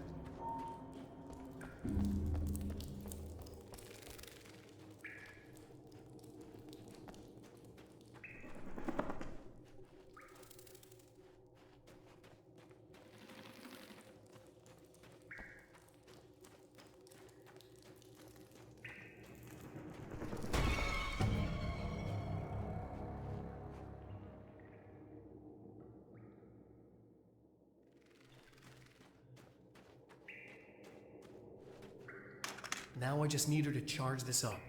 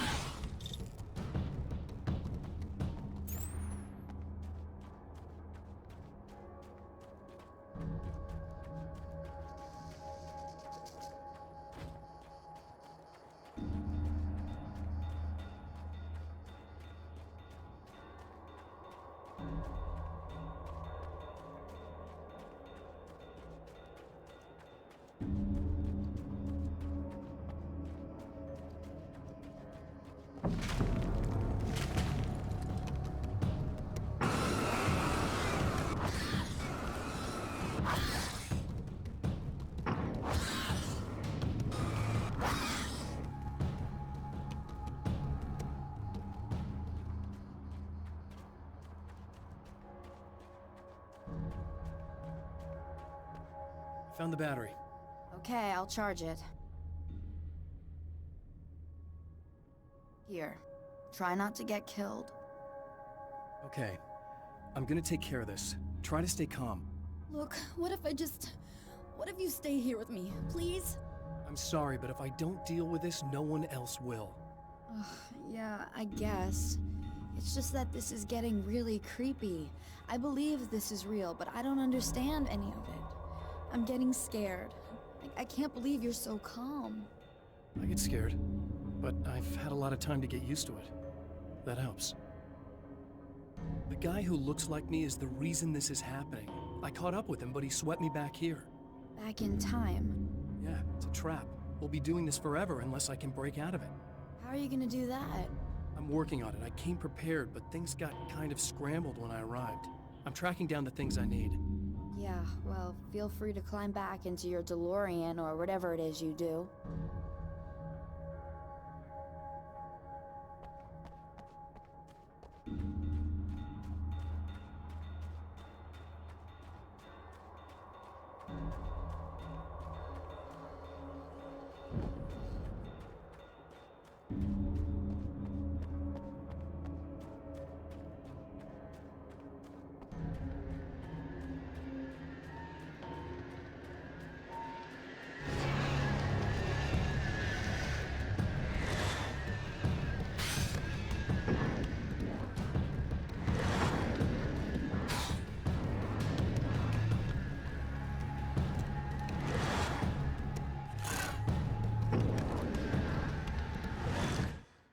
I don't make friends easily.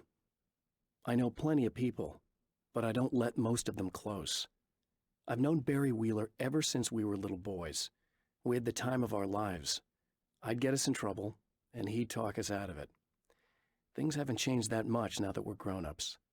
He's the most loyal and dependable person I've ever met, and all the things that count anyway. You could call him a weasel, and you wouldn't be entirely wrong. You could call him a clown, and I would reluctantly agree. But he has never let me down.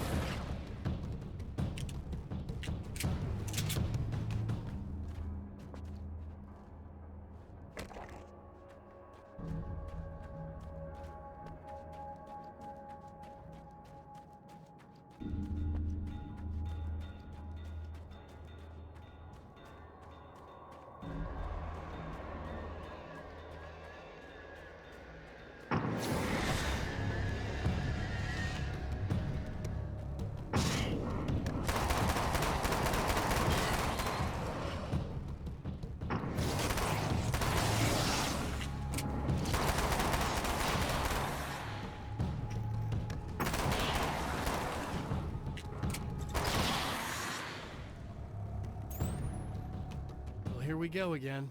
Better get ready to run.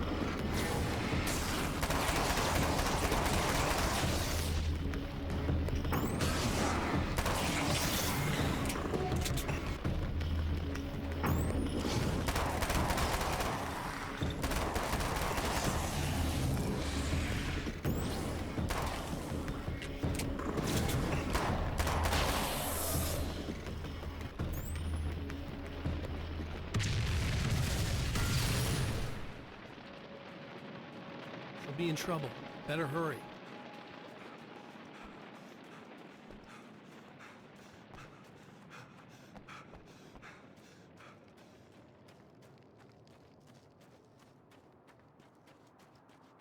Emma! I'm coming! It's not a bad thing! Nothing!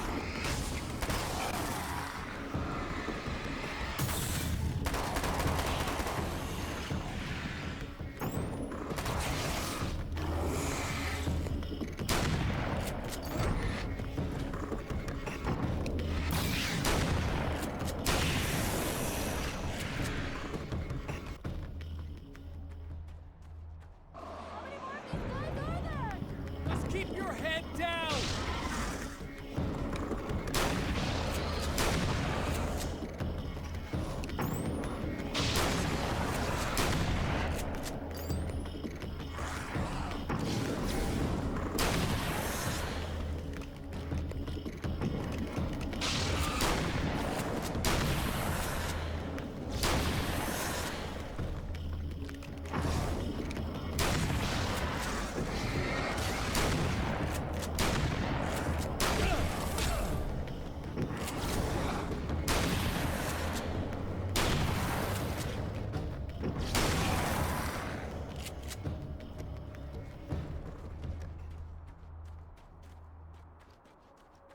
It's okay. It's safe now.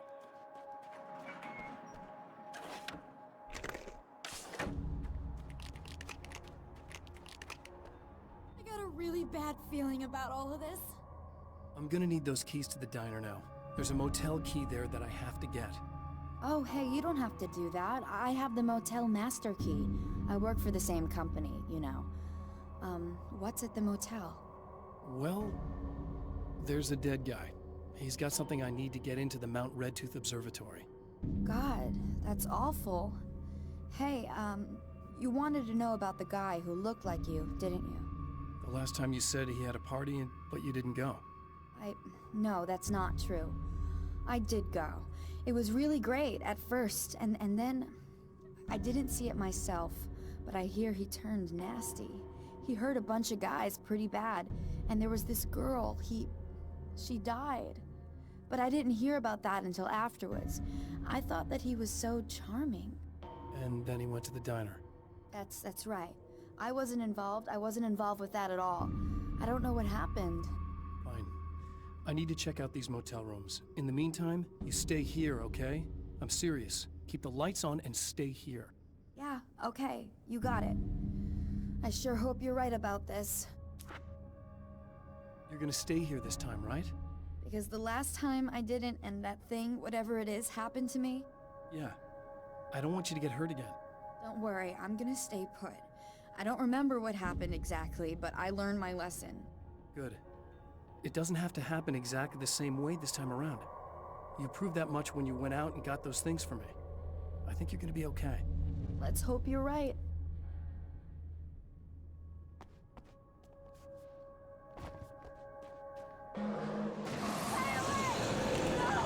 This wasn't supposed to happen again! The memory of her own fate haunts Emma Sloan and fills her with dread. This time, she does as she's told. It's not enough to save her.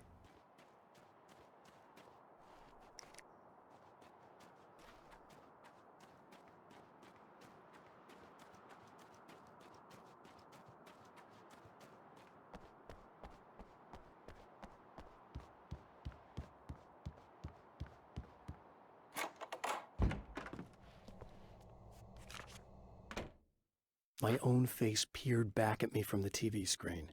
For a moment, I struggled with the sensation of déjà vu. How many times have I seen myself like this now? And then there was that easy grin that never seemed quite as quick or natural on my own lips.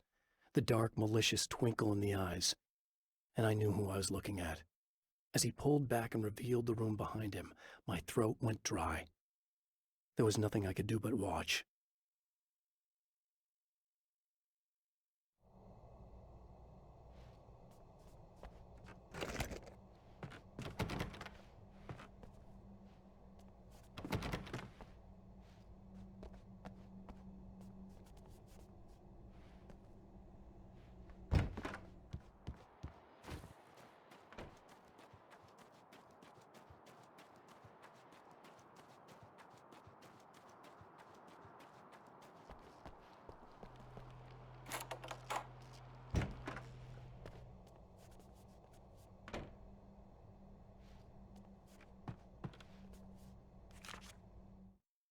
Alice and Barry, my wife and my best friend, are easily the two most important people in my life, and they've never really gotten along with each other.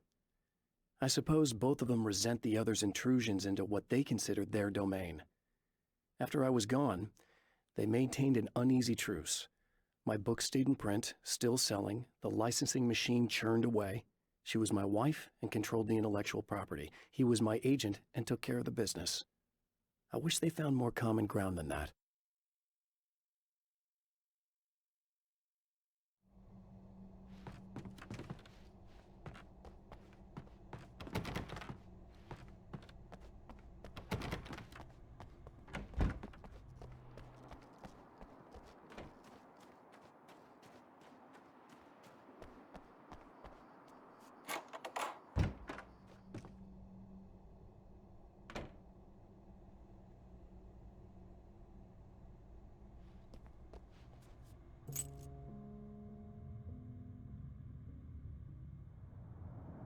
It's said that nobody knows what the future might bring, but for this man, it's no longer entirely true. A weaker man might simply give up, but the champion of light is an expert on destiny. Sometimes the puppet and puppeteer can be one and the same.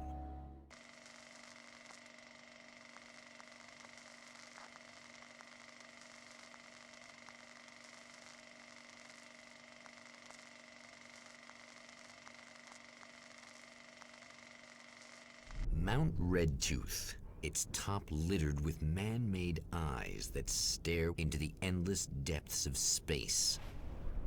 Tonight, the champion of light will depend on them to pick out a message from the ether.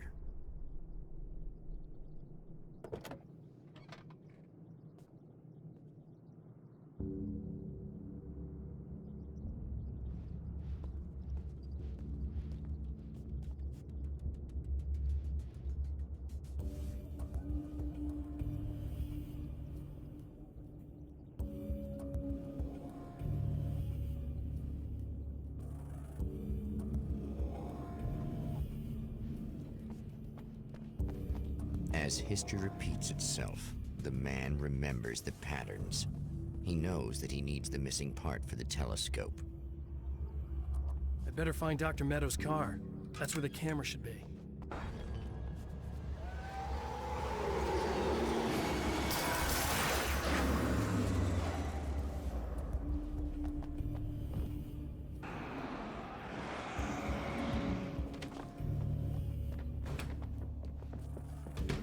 Oh, praise be. You guys are coming through for me. Pretty little light. My boy here. There's the...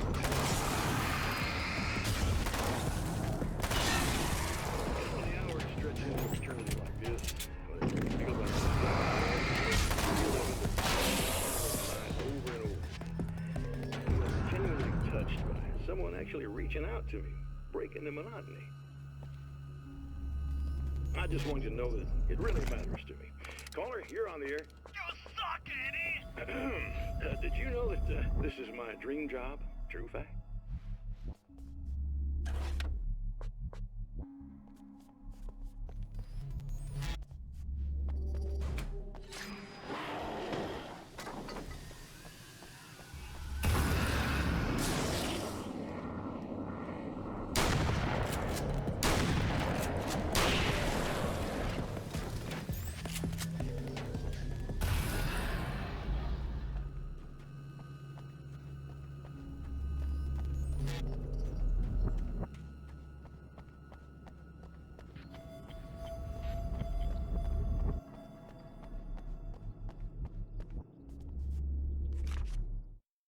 When Dr. Rachel Meadows got the call from Michael, telling her to hurry to the observatory, she didn't waste any time. It had been a nice party. She'd had a good time, but her social life would always play second fiddle to the mysteries of space. Michael never showed up, of course. He pulled over at the wrong rest stop. She never even thought about him at the time. The phenomenon in the sky above her was too fascinating.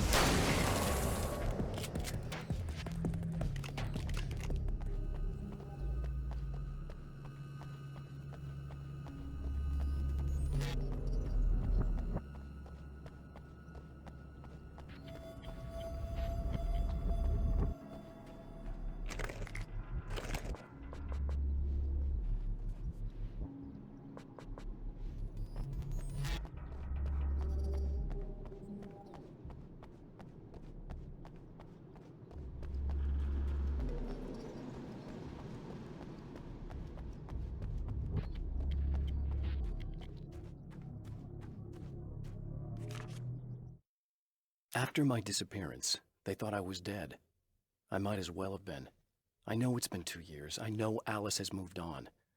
I've tried to find a way back to her, back to my life, but escaping the dark place is almost impossible. Time does strange things here, but dreams and radio signals can pierce the veil between the worlds.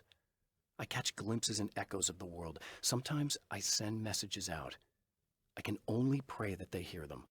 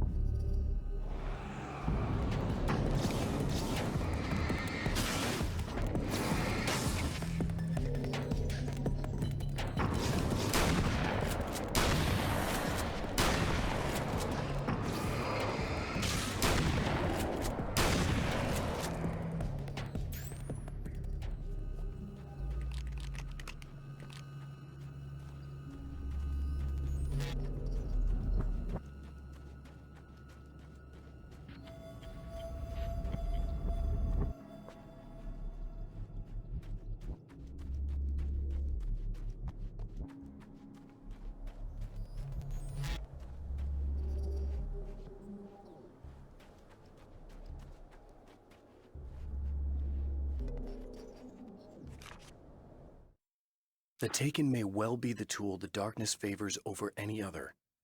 At some point, they used to be human, but whatever humanity they once had is long gone. Now they're just shells covered and filled by darkness. The Taken Mr.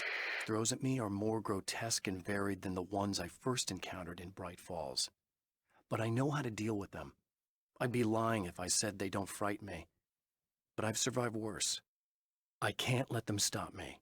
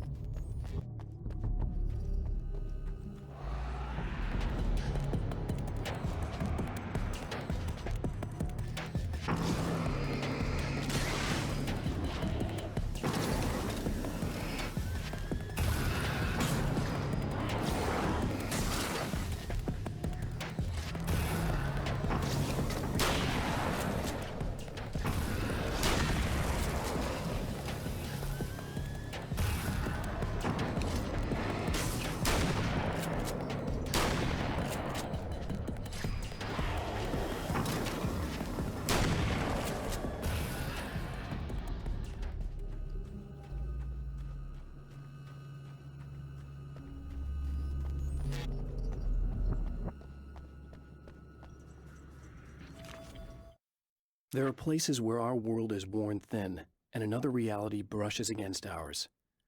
One such site is Cauldron Lake near Bright Falls, Washington. But there are others. That other reality is dark, vast, and malleable, always in flux. In its depths dwell vast forces and alien energies. They're dangerous. But in one of these places, if you know how, you can channel the power of that place and use it to shape reality.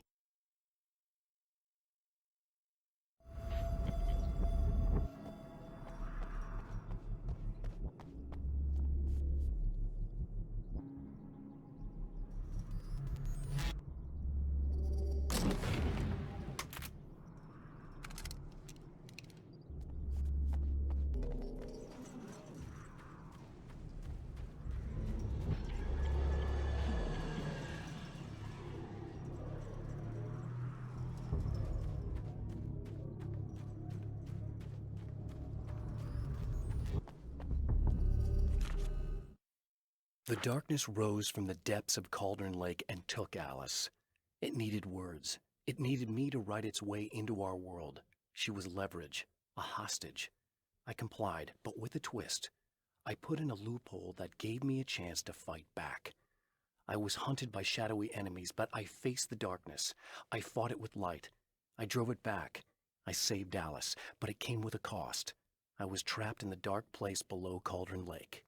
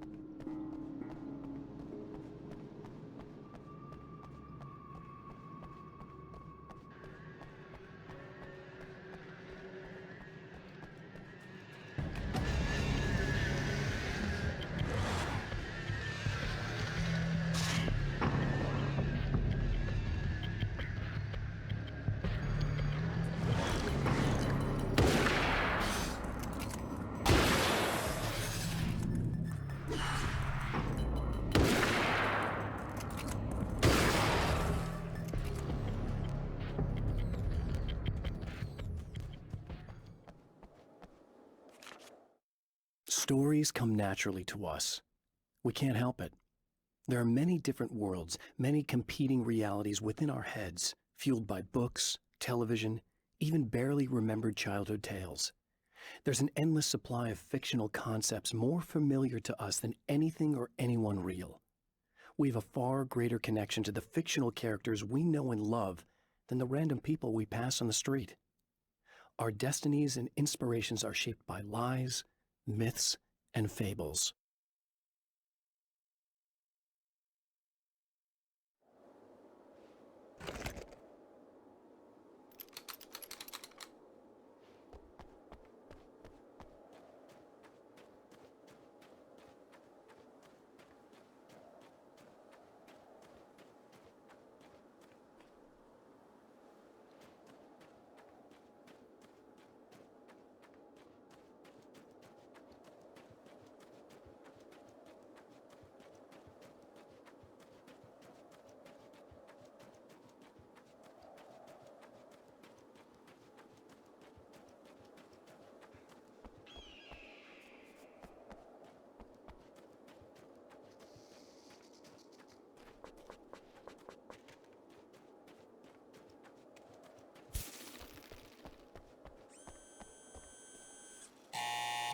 It's you! How dare you! No, wait. It isn't you, is it? I suppose you'd better come in. I'll unlock the door. Thanks.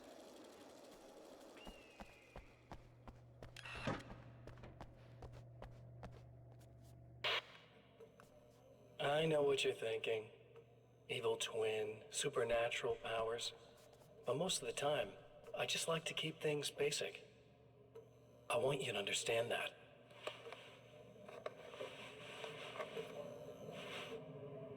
Like this.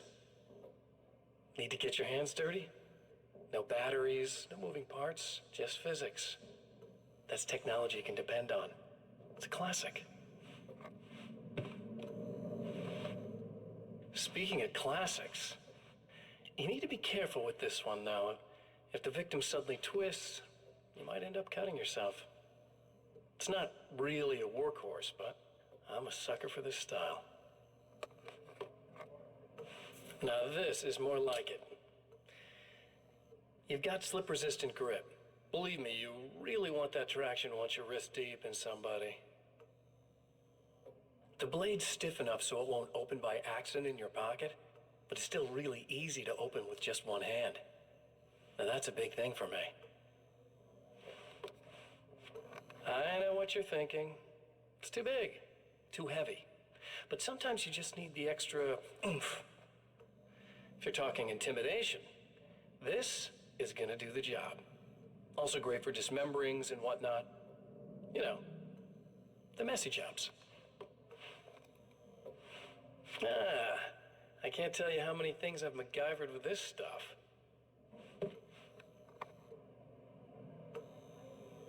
Okay, now, guns. Not a big fan. I mean, how are you supposed to really connect with somebody with a bullet? I want you to understand that. I take pride in what I do. We can't both be worthless hacks, can we?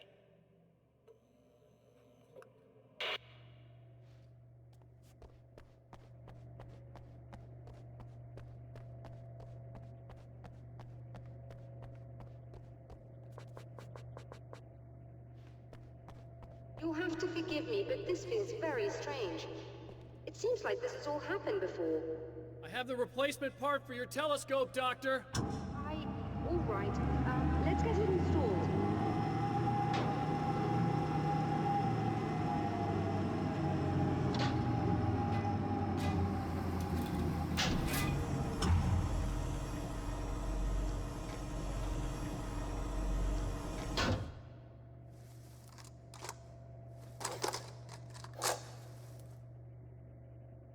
I think we can give this a go, although I have this strange feeling that something will Don't go start wrong. it up yet. There's a problem with the coolant system. Yes, that's right. I remember. All right, let me think. If they're sabotaging it, they'll be at the primary coolant pipe outside. If you can secure it, we should be ready to pick up the signal. That is why you're here, isn't it? Yes, it is. I'll take care of it. Before you go, if you have the time, I'd appreciate if you came up here and explained a few things. All of this is very strange to me.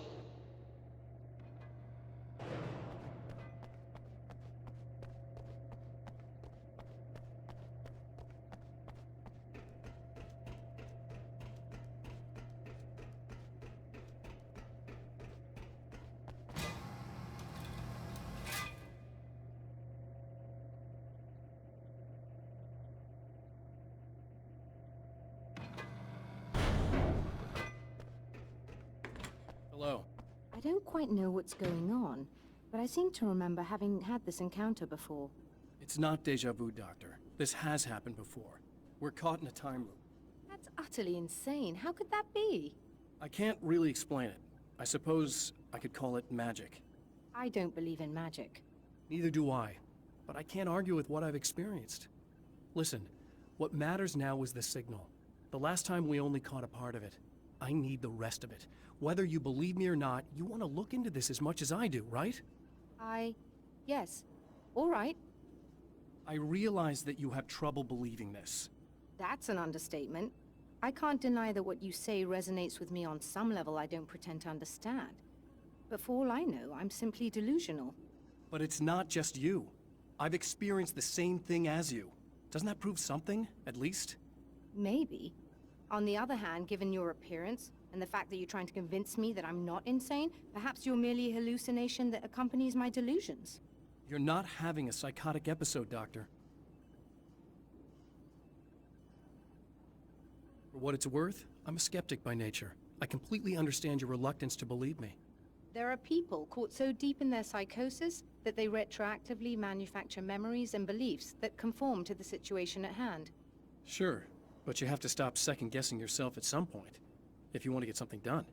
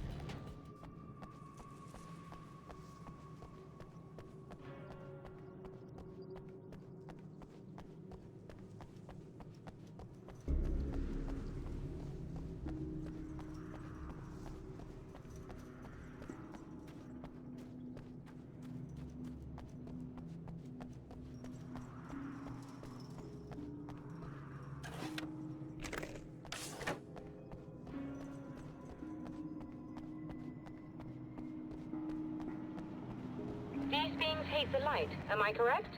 You should be able to turn on the lights and secure the area that way.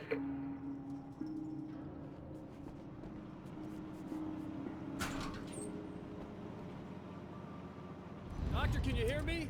I think we're good to go. All right. I'll start looking for the signal. Please, head back.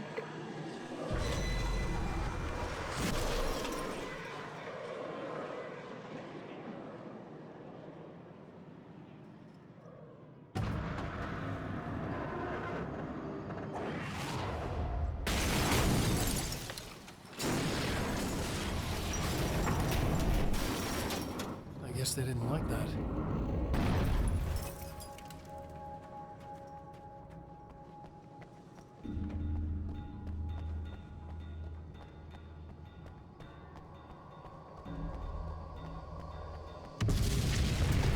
That mountain's trying to kill me.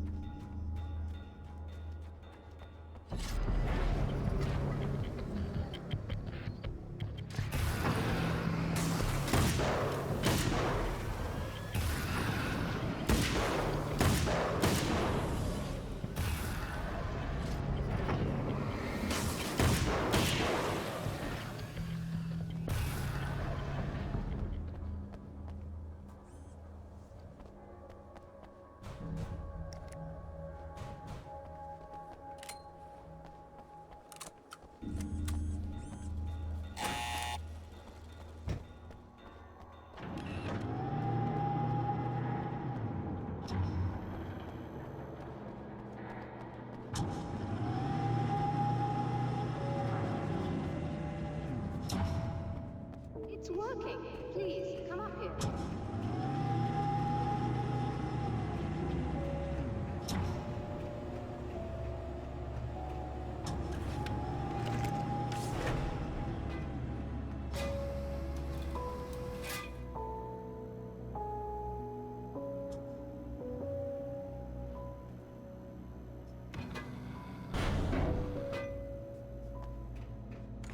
You find the signal?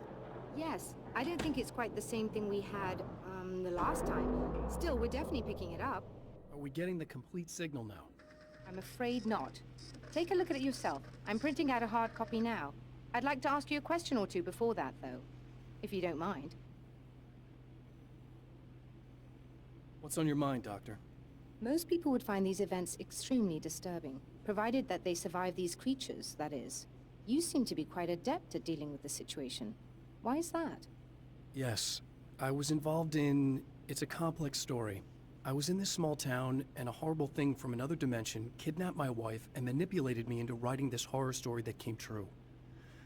I learned to fight it with light, and I managed to contain it and free my wife.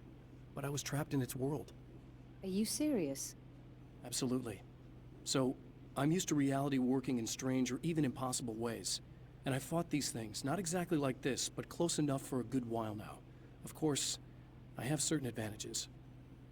Was there anything else? What did you mean when you said you have advantages? At the risk of sounding like a lunatic, reality is much more fluid than people think. It can be influenced. I didn't take you for a mystic. I'm not. I'm a writer. And under certain conditions, I can, for lack of a better word, rewrite reality. Change things. That's absurd. But it works. Assuming I believe this, why don't you simply, I don't know, write yourself some superpowers? It's not quite that simple. You need to follow certain laws of drama, I suppose. You need to think about consistency and symbolism. Often what you write isn't anywhere near as important as what you imply. There are things out there that will take advantage of your mistakes. You really believe in this? Don't look at me like that. You've experienced some of this yourself. I will gladly admit that something exceedingly strange is going on. But this idea that you're somehow altering reality with your writing is ridiculous. You're essentially saying you're controlling my actions. Leaving aside the rational arguments against this, what gives you the right? Well, it's more like having a destiny. A path you're on. You're not aware of it, but there it is. If somebody changes it, what difference does it make? It's what every writer does. If you write something that affects one of the characters, they don't really know about that. I'm not a character. Are you saying that it's all right to take advantage of someone if they aren't aware of it? Look, all I meant was that if you're genuinely making all your own decisions, and those decisions lead to whatever destiny you have, what practical difference does it make? I suppose that depends on whether our destinies are determined by things like physics and probabilities, or natural reality, which is presumably neutral and impartial, or by some kind of an intelligence. If it's the latter, that intelligence makes choices based on some criteria. If we suffer as a result of those choices, there's a moral and ethical element involved, regardless of whether we're aware of its manipulations. Wouldn't you agree? You're taking this very well. I thought you'd be hangry. I suppose I would be if I thought you could actually do this.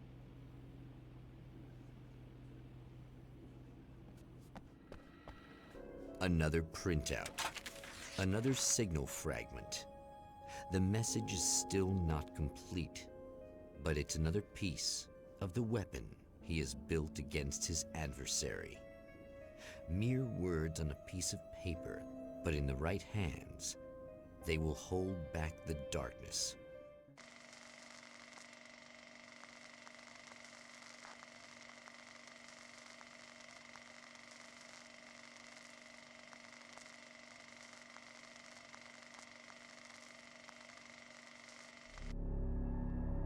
The last time the man came to the drive-in, it did not end well. He hopes to avoid that fate this time. He hopes that what he has brought with him to this place is enough.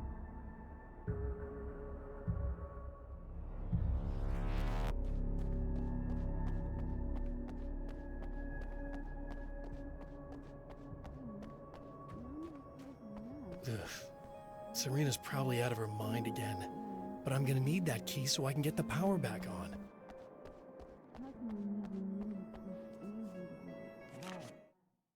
To change the world, you must craft a blueprint for the new reality. Any work of art will do, as long as it's a genuine act of creation.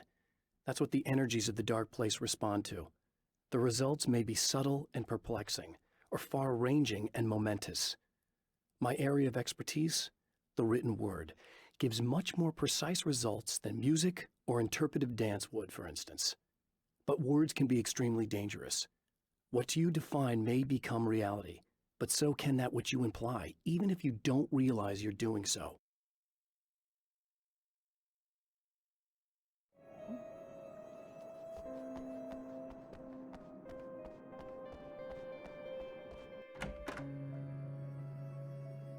You again? I'm really just here to get the keys so I can get the power back on. Do you want to hold me down?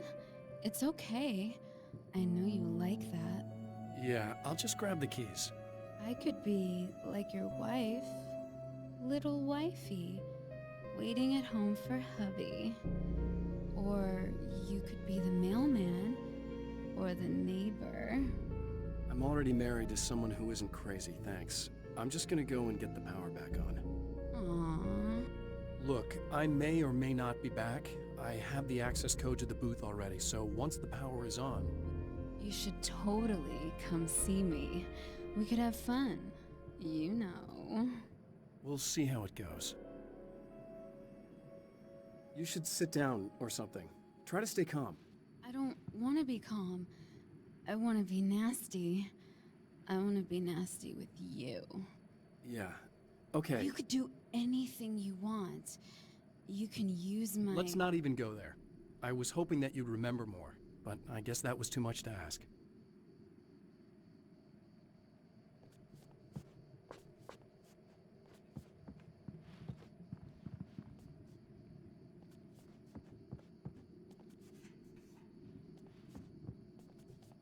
I was about to do the weather, but I see we have a caller. Hey, you're on the air with Eddie. What's up? Hey, Eddie, it's Ricky. You talked about fate before. You think about that a lot? Not a lot, to be honest, but I take it you do. Oh, yeah. Oh, yeah. Any conclusions you'd care to share, Ricky? Well, we've got free will, right? That's in the Bible and everything. Yeah, right, sure. So free will, right? Am I right? I mean, if we can do what we want, how can there be fate? I mean, you don't know what's gonna happen next, so there's no fate. There's just people doing stuff. Well, I don't know, Ricky. I don't suppose you have considered the possibility that we're all here in the service of a greater purpose, incomprehensible to us, and that what we take to be freedom is nothing more than the move of a pawn on some cosmic chessboard, limited in scope, subject to the whims of unseen players, existing only for their entertainment. Or perhaps we're just a twisted reflection of actual events that can happen elsewhere. Could it be that such is life in Night Springs? Dude, what? Food for thought, Ricky. Food for thought.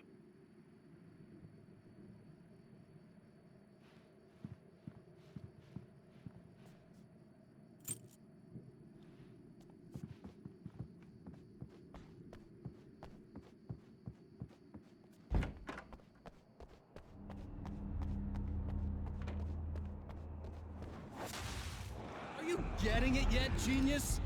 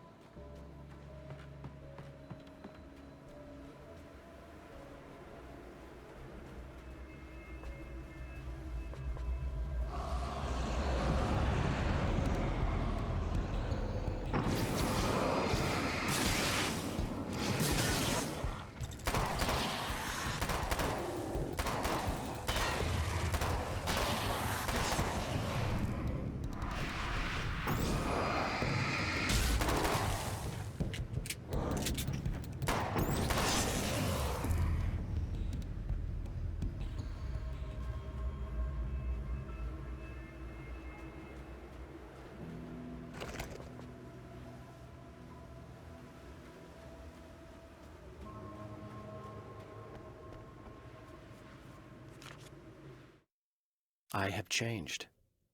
I know who I am now. I know that I can write my own fate. Bright Falls taught me that. I know that indulging my weaknesses, giving in to fear and complacency will only drag me down. The Dark Place taught me that. I'm no Zen master. I've not attained enlightenment. But I have learned to let go of the things that I don't need. I know that without that balance within, I become my own worst enemy. Now I strive for equilibrium, and with that, I'm strong enough to get where I want.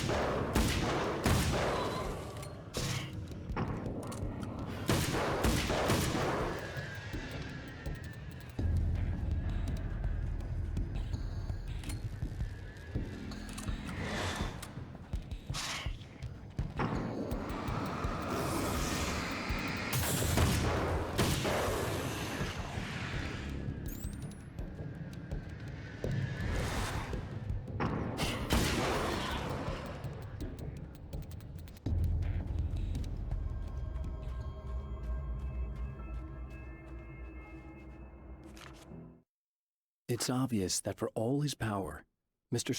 is an agent of another greater being. The dark place he came from is full of terrible alien intelligences, dark presences, and none of them should be let loose in our world. He serves one of them. He'll open the way for them if I don't stop him. But he'll do more. He'll take over my life. He already has my face. He already uses my name. He'll become Alan Wake in every way imaginable and corrupt everything. Unless I can stop him.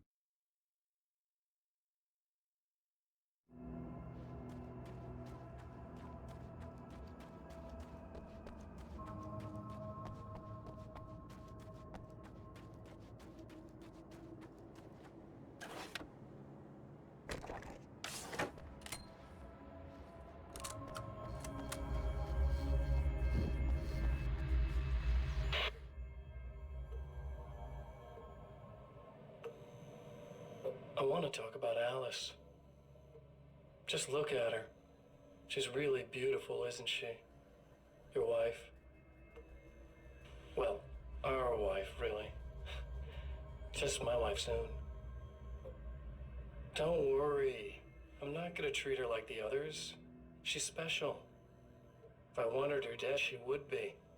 I've been around for a while now. So talented. You haven't seen her new work, of course. Oh, it takes my breath away. Really, she's that good.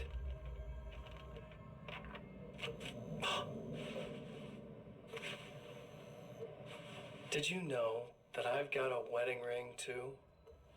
We're that similar. She's seen me a couple times, you know. I've let her catch glimpses. She thinks she's imagining things, of course. She thinks you're dead. It might as well be. I mean, even if you manage to keep surviving, you'll be in my trap forever. So I'll go to her. It'll be an amazing moment. Oh my God, you're alive. I'll be the good, loving husband for as long as I can stand it. She'll love it. And then, one day, somehow, it'll happen. Maybe I'll slip up, she spots something, or maybe she just starts running her mouth. And then, I'll do it.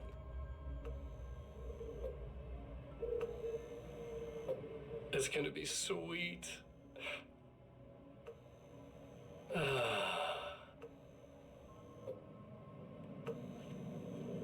My darling wife.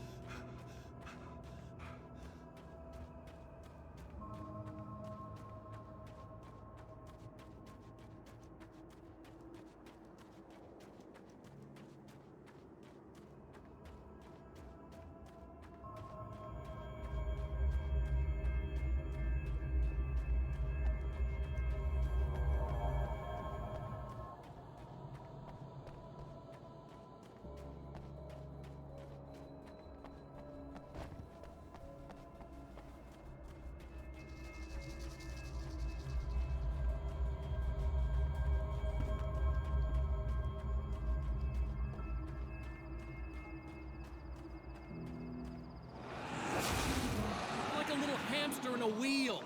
Go ahead and keep running for all the good it'll do you.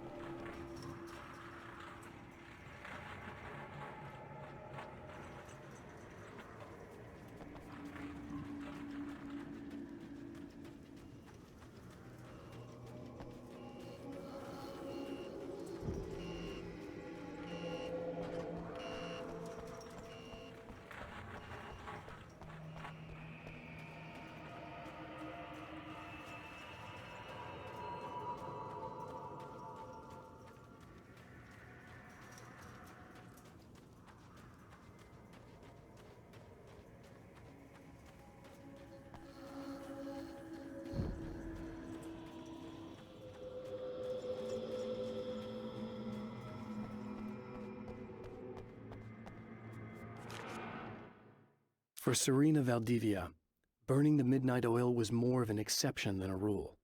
A procrastinator and a perfectionist, she often worked when she wouldn't be disturbed. Tonight was especially important. The film festival would open tomorrow, and there was still so much to sort out. It wasn't that the work hadn't been done. She just didn't feel like she had completely mastered everything yet.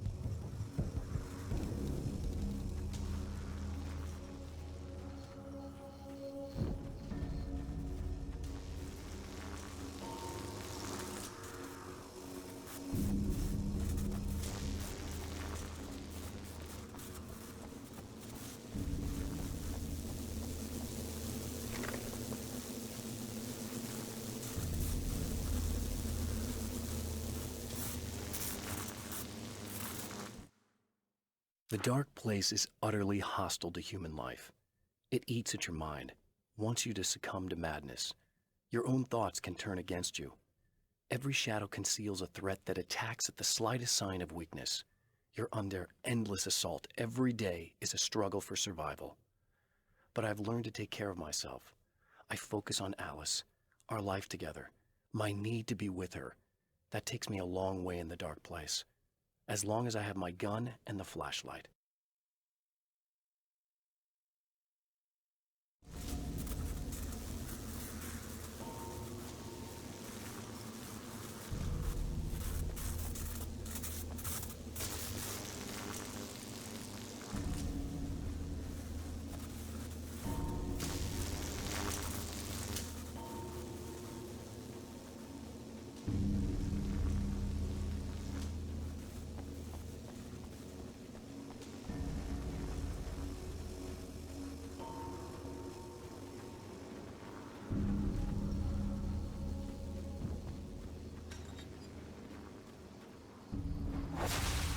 If you die, you lose. If you quit, you lose.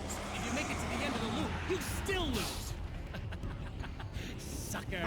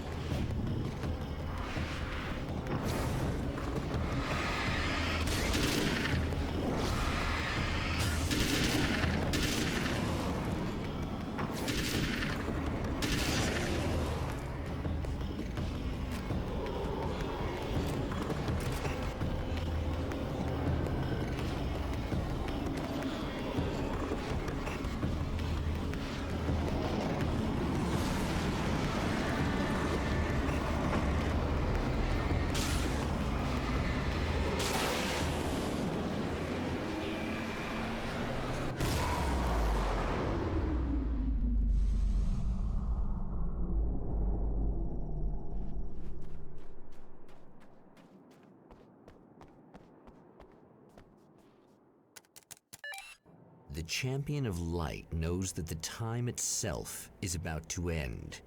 At least for him. He can feel the dead end rushing towards him. But there is time to act. Incomplete or not, he has the weapon. I don't have the whole thing, but maybe it's enough.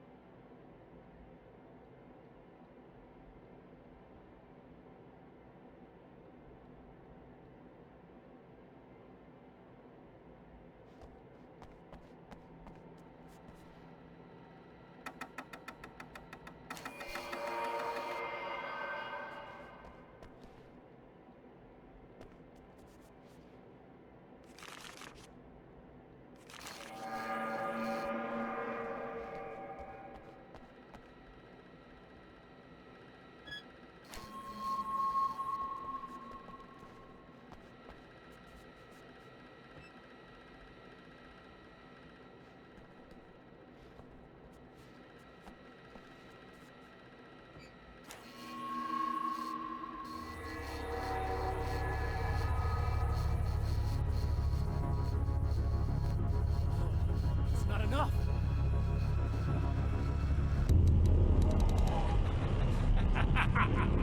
You're trying to be cute, aren't you? What are you up to?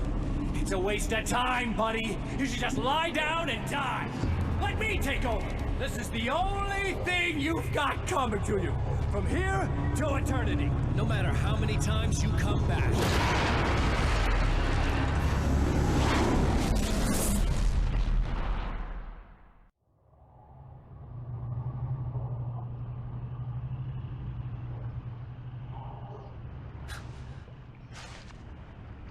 Time folds back on itself.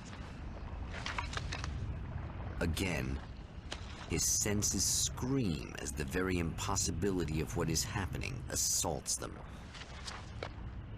But the champion of light endures.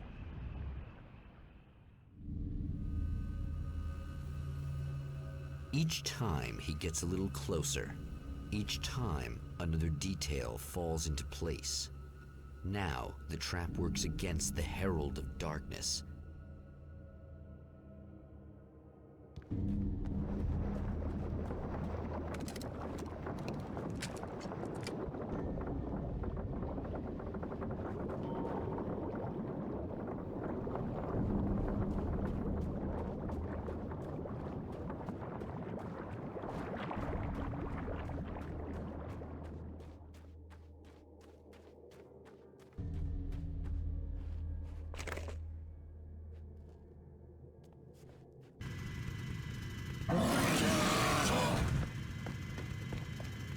Holy shit! What are you, the King Hillbilly?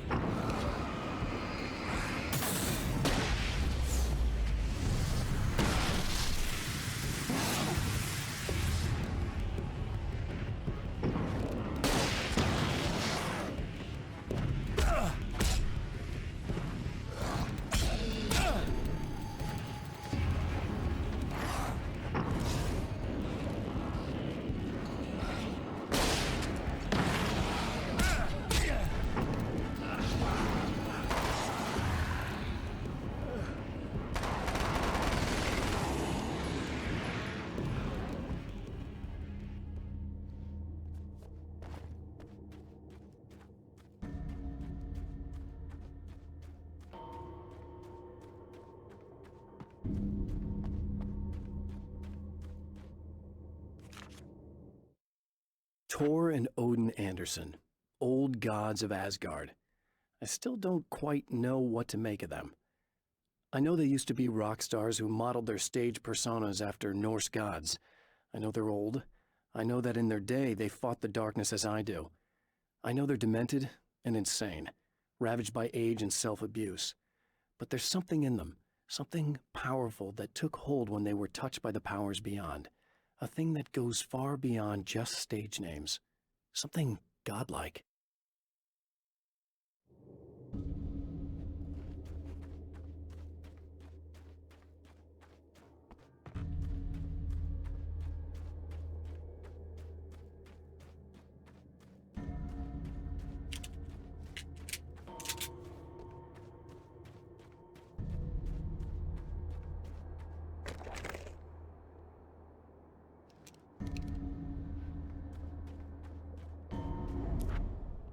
right on cue, bubbling to the surface from untold depths, the horrors come. The emerging monsters do not expect the warm reception that has already been prepared for them.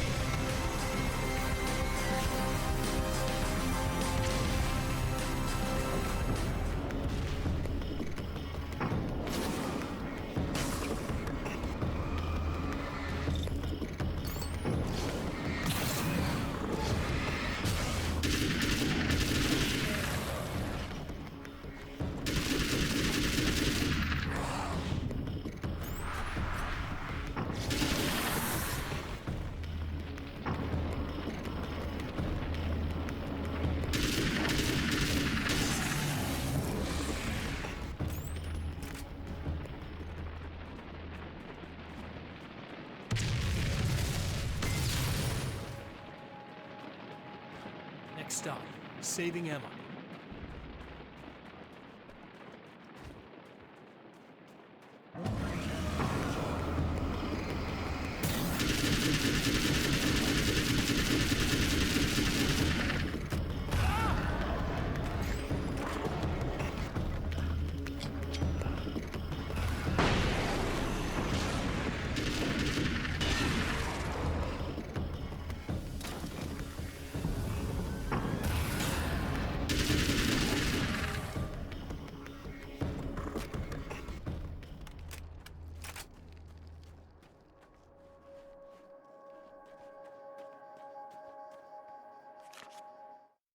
Getting the Andersons into the recording studio was a struggle and a half. But once they actually picked up the instruments, something happened. They were two old men, and they weren't. They were doddering bags of bone, and they were barely contained power. And there was music. Barry rubbed his hands together. He knew how to pick a winner. Now all they needed was some direction on how to make things a little more modern. Barry had never produced a thing in his life, but he knew what he liked. He knew Balance Slays the Demon was going to be a hit.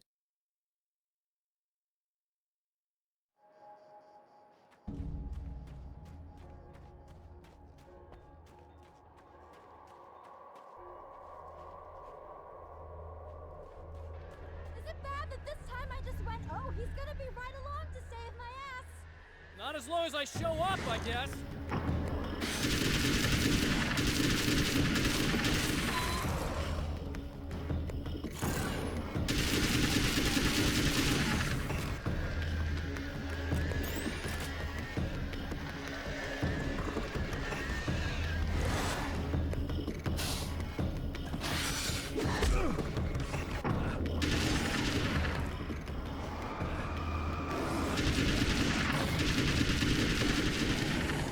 Clear now.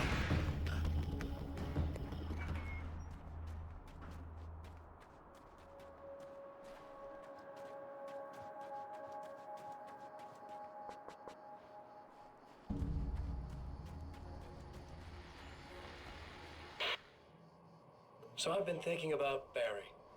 I don't know what to do about him yet. I mean, I'm not gonna keep him around, that's for sure.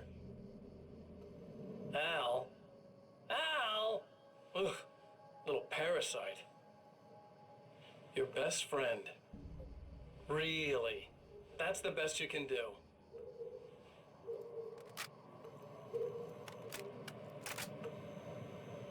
I actually kinda like the guy. He's a plucky little butterball. He plays the clown. That's a hard road to take. But I don't need him sticking his fat face in my business. Did you know he's been hanging out with the sheriff from that shitty little town? They keep in touch. Barry's about the only guy who insists that you're not dead. How about that?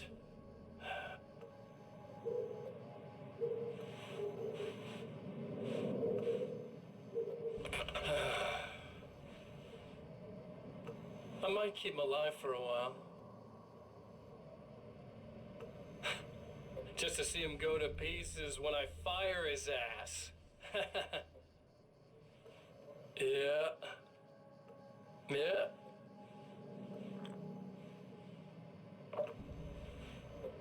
Yeah.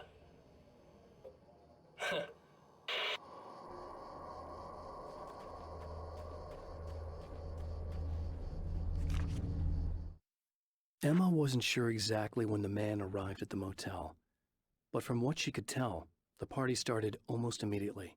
It was infectious, spreading from one room to another. He was mercurial, almost as if he was flickering through the scene, telling a joke here, throwing an insult there, oozing sex and violence and excitement. She had never seen someone like this before. He looked at her and smiled, and she felt her heart flutter a little.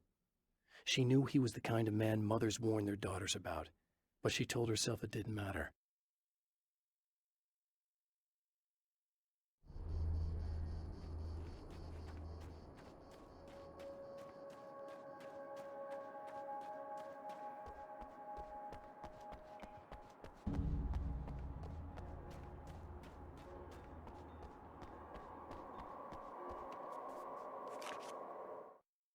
I have seen the darkness twist flesh into new shapes before, but encountering these giants is an extremely disturbing experience.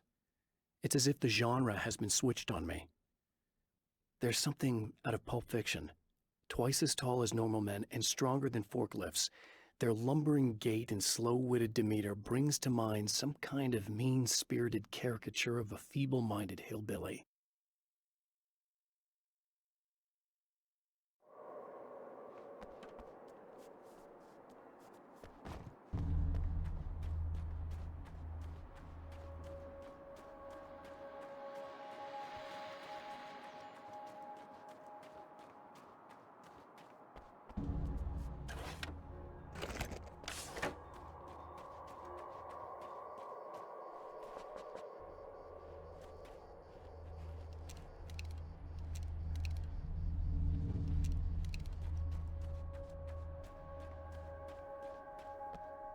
Yeah, thanks for saving me again.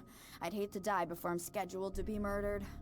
I guess I have you to thank for setting everything up at the oil derrick. Yeah, well, I figured that if we were going to go over this again, we might as well try to be smart about it, huh? I appreciate it. You took a big chance doing that. Are you okay? What do you think? I've died twice. I remember everything pretty clearly now. You said I was gonna be okay. I don't know what happened. It's not your fault. I think one of those, what did you call them? The takers? I think they did something to the power and they got me that way. I'm sorry. But I got the keys from the dead guy in that room. And I'm not handing them over until you do something about this. I'm sick of getting killed. Fair enough. You seem calmer now. I tried freaking out. It didn't do much good for me. I guess you get used to the craziest stuff. Good for you. Plus I figured I'd take the edge off, you know? Mm-hmm. Those herbal supplements are pretty good, huh? Oh, yeah. I wanted to try to explain things to you now since you're calmer, but maybe this isn't the best time after all. Oh, shit, yeah.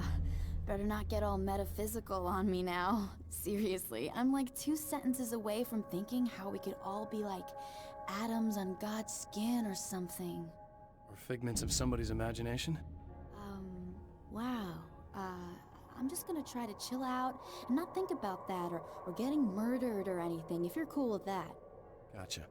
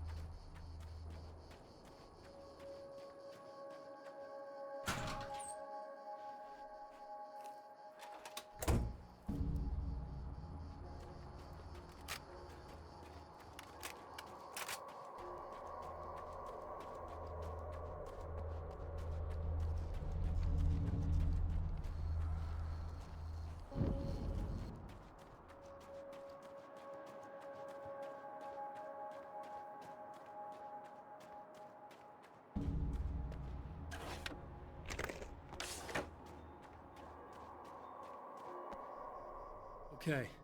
I really don't think they can get to the power now. Thank you. That's a relief. Here's the keys that you needed. Thank you. Hey, I have to tell you, at the diner, I went there with him. The guy who looks like you, okay? I know I said that I didn't. Yeah, I figured. Want to talk about what happened at the diner? There was this guy from the Observatory, and he just attacked the poor dude, smashed his face into the tabletop a bunch of times. It was horrible. I didn't know that he was gonna do that. I swear. And I just ran. I just left him there. I didn't even try to help. There was nothing you could have done. It's not your fault. Well, he's dead in that motel room now, so excuse me if I feel pretty shitty about it anyway. You shouldn't blame yourself. I just didn't want to get involved. I have this tendency to just drop everything and run. I don't think I'm a bad person, but I didn't even call the cops. I'm such a coward. If you'd called the cops, we'd have dead cops. He's not human. Do you understand? It's not your fault. But I could have tried to stop him. Believe me, if you had, you'd be dead. You seem to be doing a little better now. Yeah, I guess it just got easier once I got this thing off my chest. I just feel so guilty about it, especially because I didn't pick up on any of the warning signs. I just really liked hanging out with him, you know? He was smart and charming and funny and hot. The way you could be, I guess. I guess. What's the deal with this guy anyway? He looks like you, he uses your name. Why does he do this stuff? I'm not sure myself. Maybe he's just evil or my dark half. He does a lot of the stuff I'm trying really hard to get away from. Things that just messed up my life.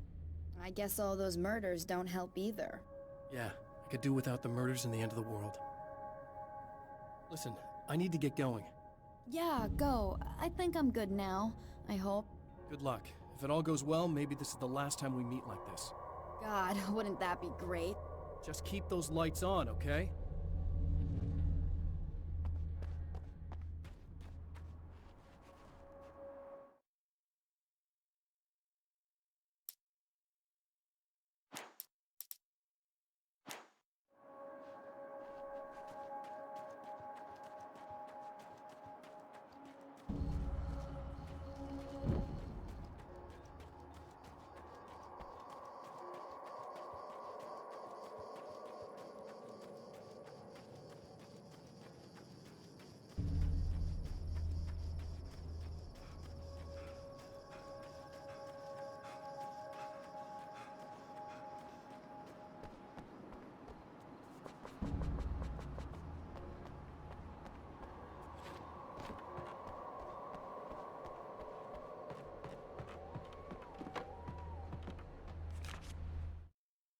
With all the herbs, crystals, and the rest of her New Age paraphernalia, Emma Sloan had been called a hippie and a freak and worse.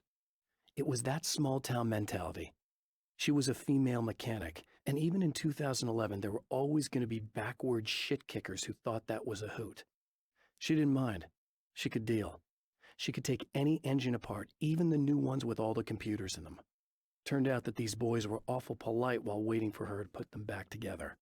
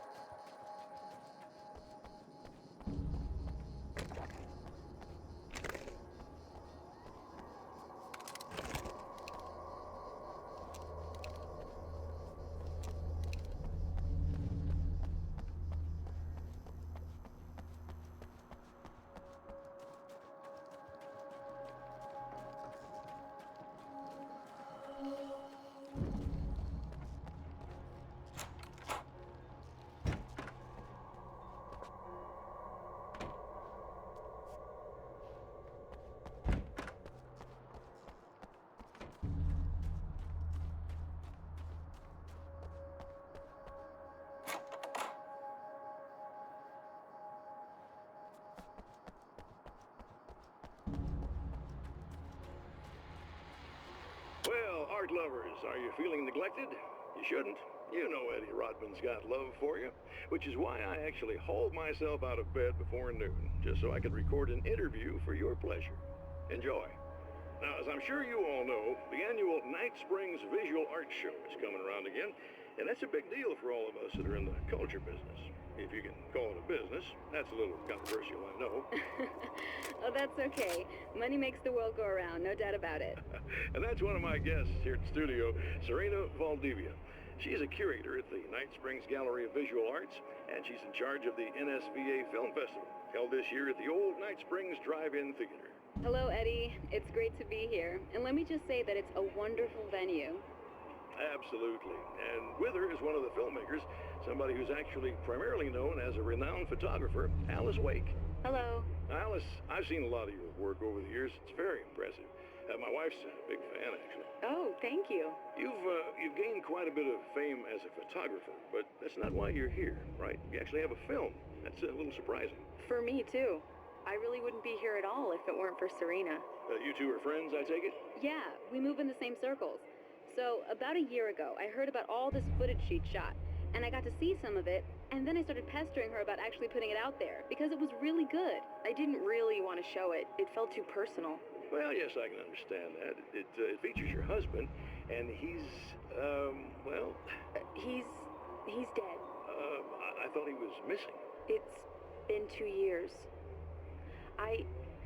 This sounds awful, but yes, I believe he's dead. Otherwise he would have, well, you know. Yeah, I understand. Well, hold that thought, and we'll be right back.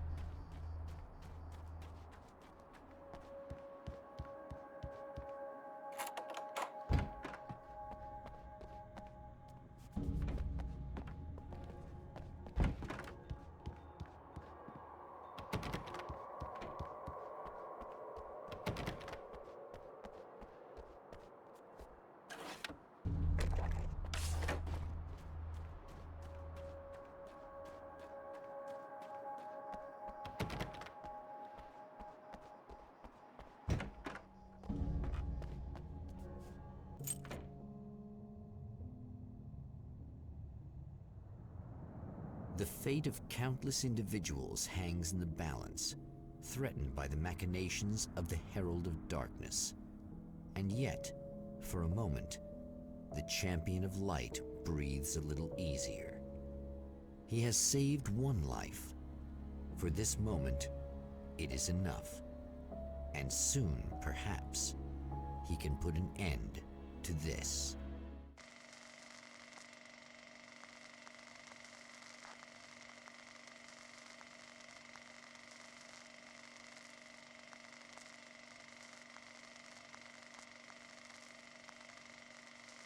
Returning to the observatory for what he hopes is the final time, the man feels anticipation and dread in equal measure.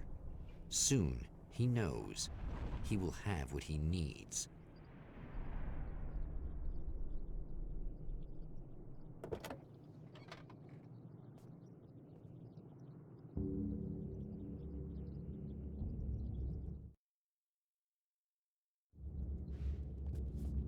Hello, I was expecting you. I've already taken care of the imaging array, but you should still look into securing the primary coolant flow. With some luck, you may be able to light the area before these things even show up.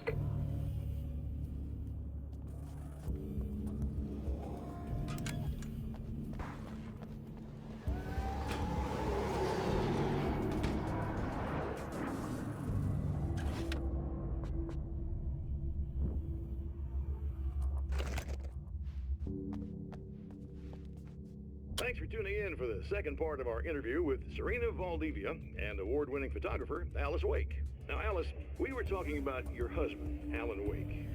Is that a sore subject for you? Well, a little bit. Of course it is. The way I see it, we had our good times and our bad times, and on the whole, we had a lot of good times. He really made me happy. I don't mind being reminded of him. So you're over him? I don't know if I'll ever be that, entirely. I still think about him every day. Literally. I still find myself hoping for... Well, sometimes I think I see him just standing somewhere, watching me.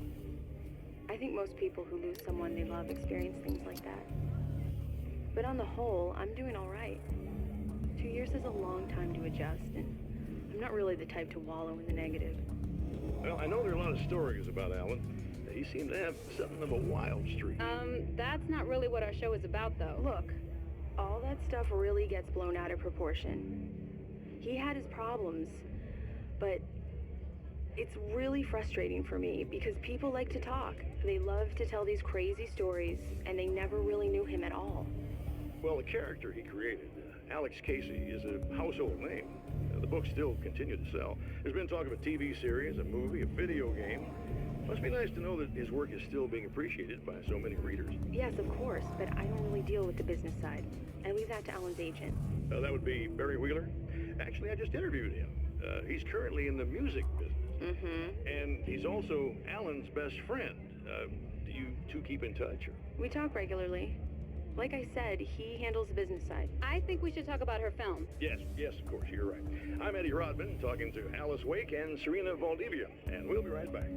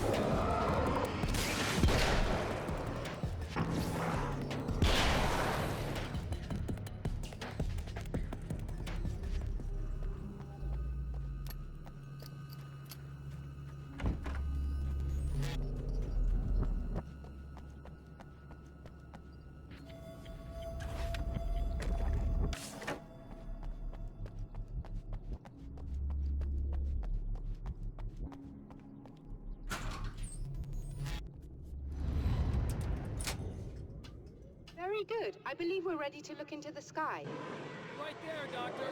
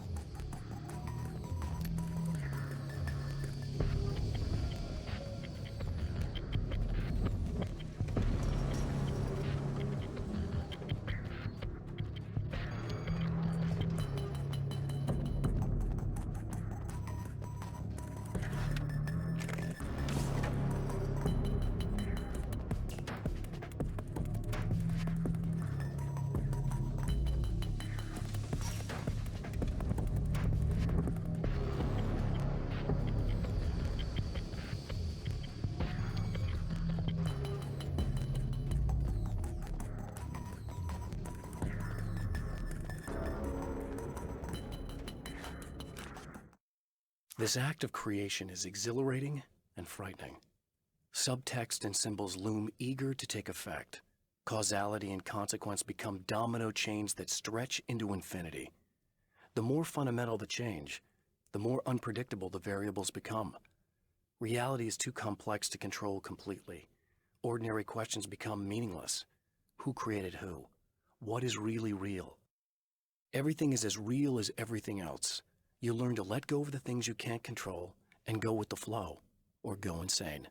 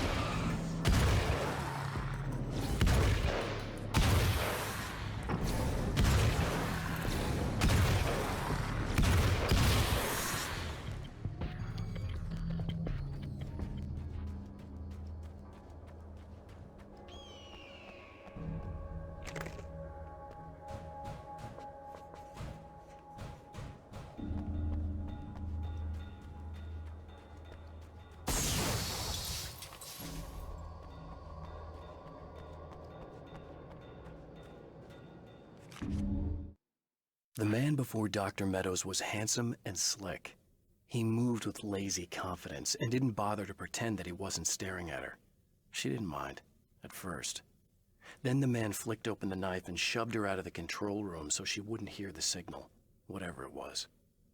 Outside, she pulled her lab coat closed and thought about running. She didn't. She didn't think she'd get very far. Not from him. She never was entirely sure why he spared her.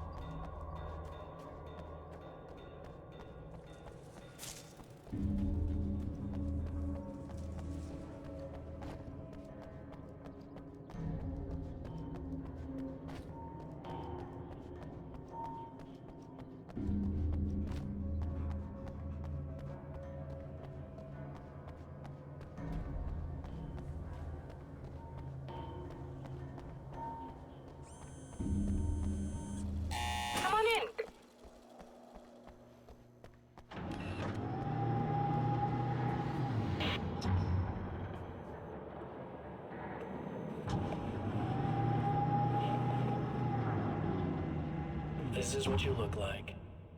Does that bother you? I bet it does. I'm not just wearing your face, you know. It goes a lot deeper than that. There's a lot of you and me. All the best parts. At first, I was just an idea. But they kept telling all those stories about you. You already had that rep. And then you disappeared mysteriously.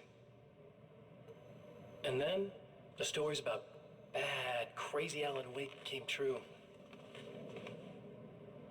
And here I am. That's the best part, isn't it?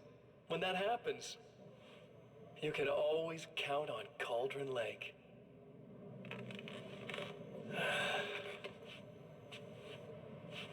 I'm just as real as you are. And I'm the improved version. No fears, no doubt, no weaknesses, no self-deception here. I don't let anything drag me down.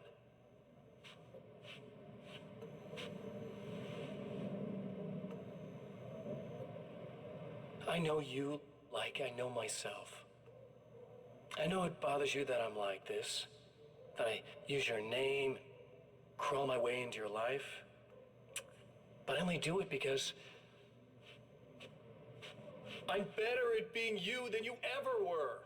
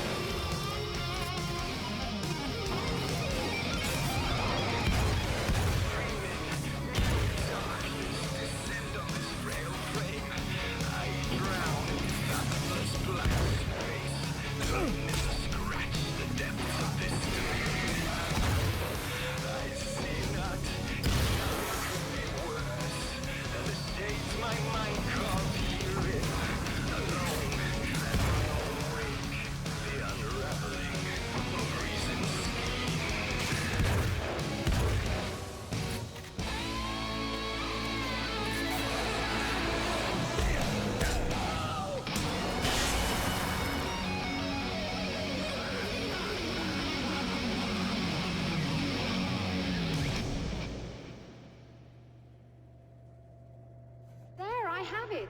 But I wish these things would stop blatantly violating the laws of physics in my observatory. That's just rude. Are you all right? I'll live. I'm glad. I'll send the lift down to you. I remember our previous encounters very clearly now. But technically, if this really is a loop in time, we've never met before. I don't know why our awareness persists, but it's bloody fascinating.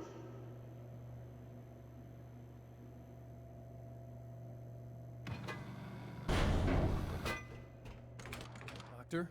You know, I know physicists who would give 15 years of their lives for a chance to experience something like this. I'd imagine that being stalked by horrible axe murderers would curb their enthusiasm a little. Clearly you've never met hardcore physicists. I'm glad you're in such good spirits, but... The signal! Yes, it's completed. Finally. If all goes well, this should be the last time we go through the loop. You know, I just realized that I don't have any memory of what happens after you leave. What does that mean? I don't think it means anything. If everything goes well, you just keep going. I don't show up here like this again, no more bad guys. Things go back to normal. Let's hope you're right. I'd love the opportunity to look into this in more detail. Looks like you've accepted the situation. I'm a pragmatist. If this is a delusion, at least my first psychotic episode is anything but boring. Really, Mr. Wake, at the end of the day, I'm a scientist. I love mysteries. I love not knowing. Whatever else this might be, it's absolutely fascinating. I wonder how far this reaches. Is everybody in the world experiencing this? Who knows? I think reality's probably pretty fragile right now. Doctor, I can see you're very enthusiastic about this. I'd appreciate a bit of discretion. Are you suggesting that we should suppress this? No. You can do what you like, but I want you to leave me out of it. But surely, with the things you know, the things you've experienced, you can replicate any of these results. We could— Let me be blunt. If you drag me into this, I'll deny everything. I'll lie like my life depended on it. And writers are damn good liars. Word of advice. This is things man was not meant to know territory. You get into this, chances are you'll open up a door into a world of hurt. Believe me, I know. I see.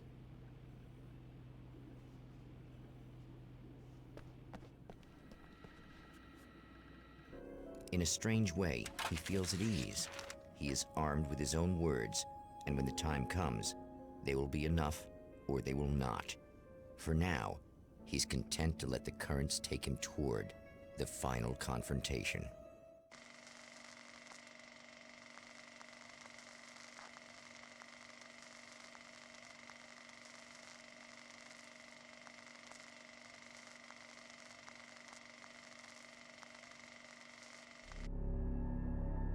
Once more, we return to the drive-in.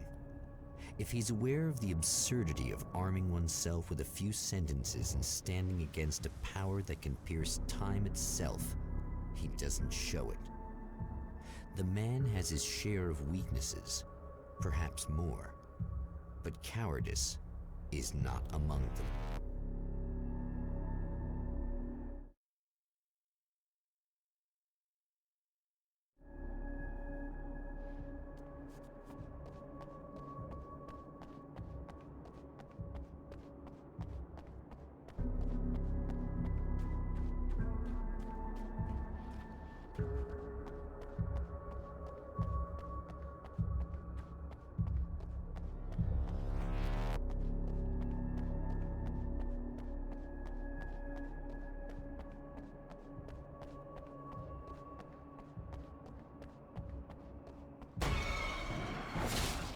Oh, you got yourself a little plan, do you?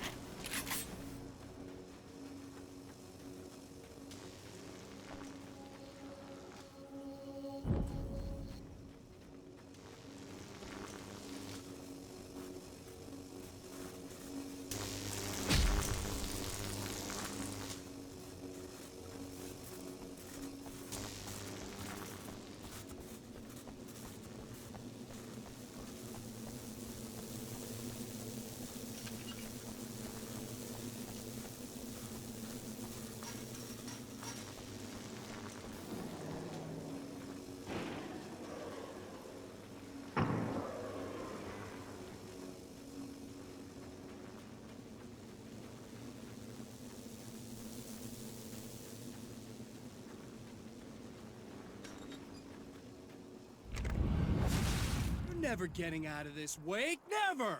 Don't worry, I'll take care of your wife and your life! Really, I'm a psycho. You knew I am a psycho. I told you I'm a psycho. Really, I'm a psycho. You knew I'm a psycho. I told you I'm a psycho. 'Cause really I'm a psycho. I told you I'm a psycho, psycho, psycho.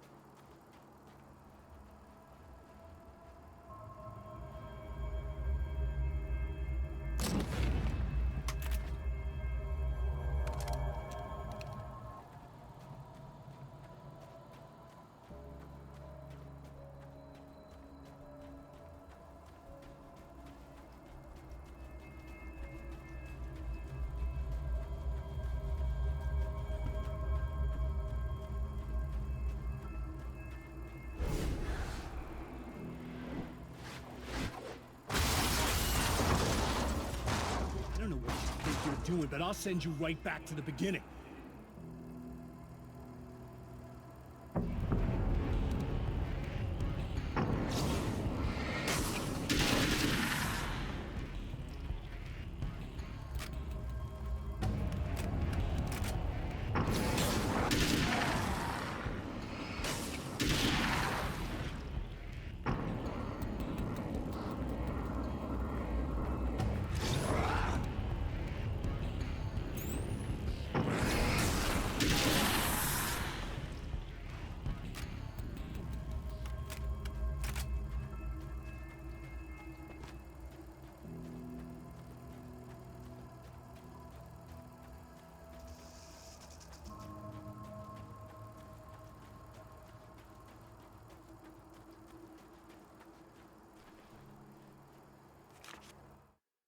When the dark man's eyes suddenly locked into Serena's, she flushed hot. They ignited a black fire in her. He was talking. He wanted the power turned off. He said something about the projector booth. She hooked a finger under his belt buckle. He grabbed a hold of her throat and twisted until it hurt.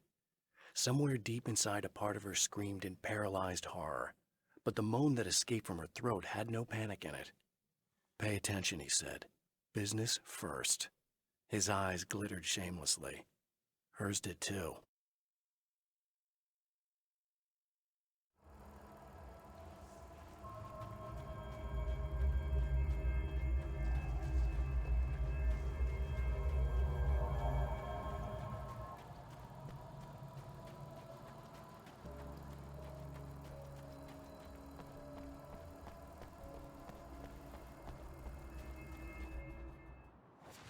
What?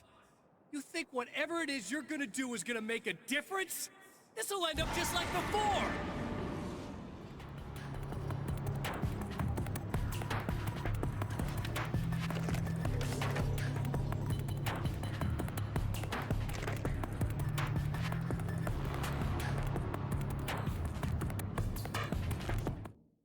There's more to fighting the Taken than just burning away the darkness that protects them.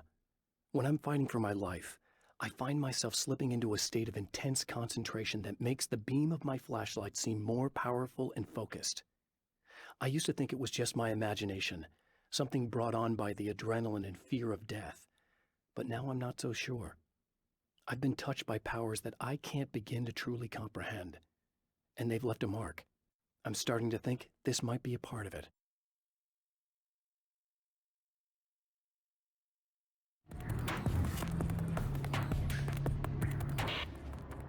I've been around for a while now, you know?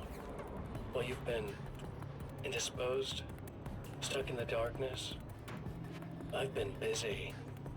I operate in the shadows, not always literally, you understand? I'm a little more resilient than those I've taken, but I do my best work in the dark.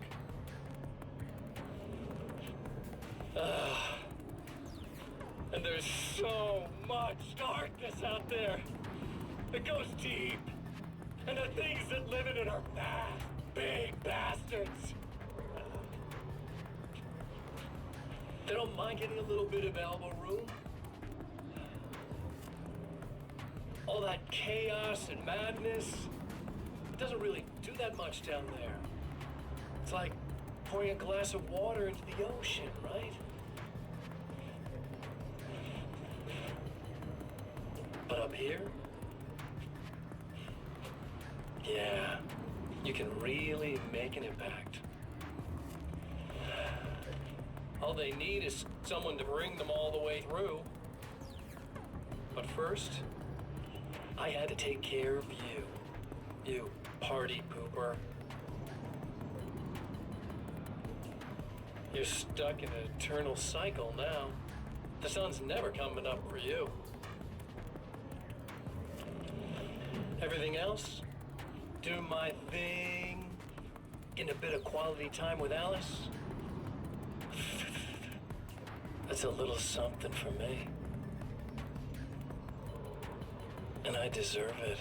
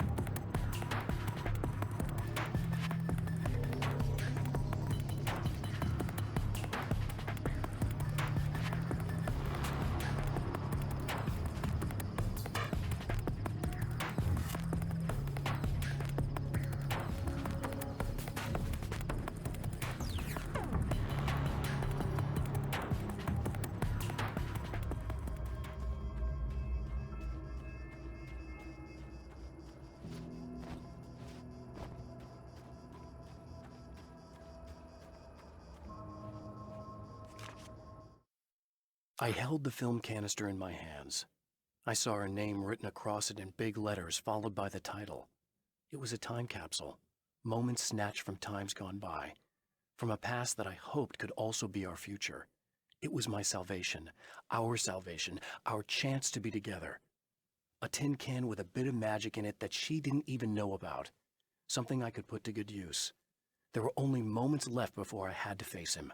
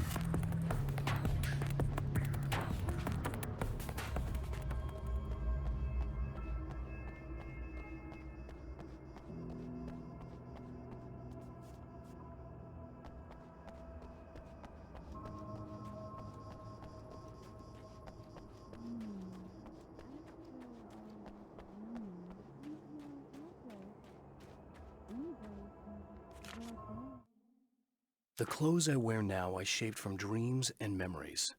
It's an old outfit, originally from the 90s. The last time I wore it was when I was still writing and Alice and I took a vacation in the desert before our troubles began. The night before, we'd been at a party, and I had dressed to the nines. On that lazy day, I put on these old clothes, worn and comfortable. Alice made a joke about grunge. I felt a little embarrassed, but I stuck with them. We were very happy. I'm sheathed in good memories to remind myself of what is at stake.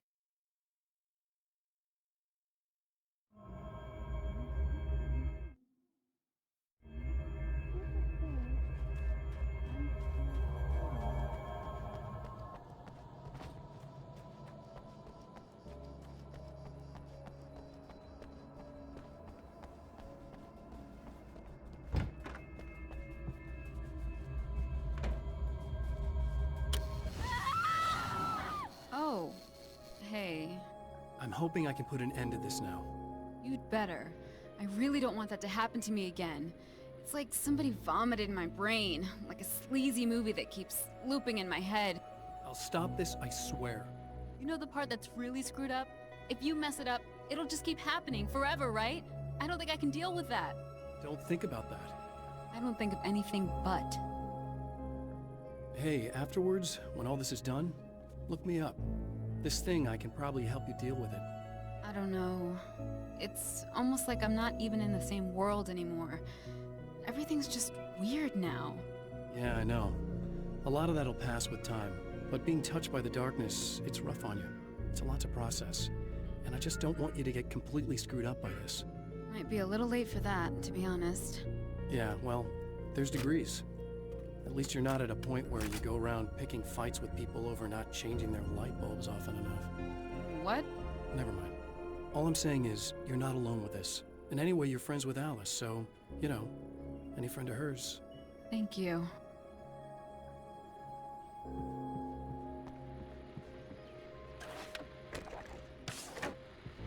Hello, folks, and welcome to the third part of our pre-recorded interview with Serena Valdivia and renowned photographer Alice Wake. So, tell me about the film.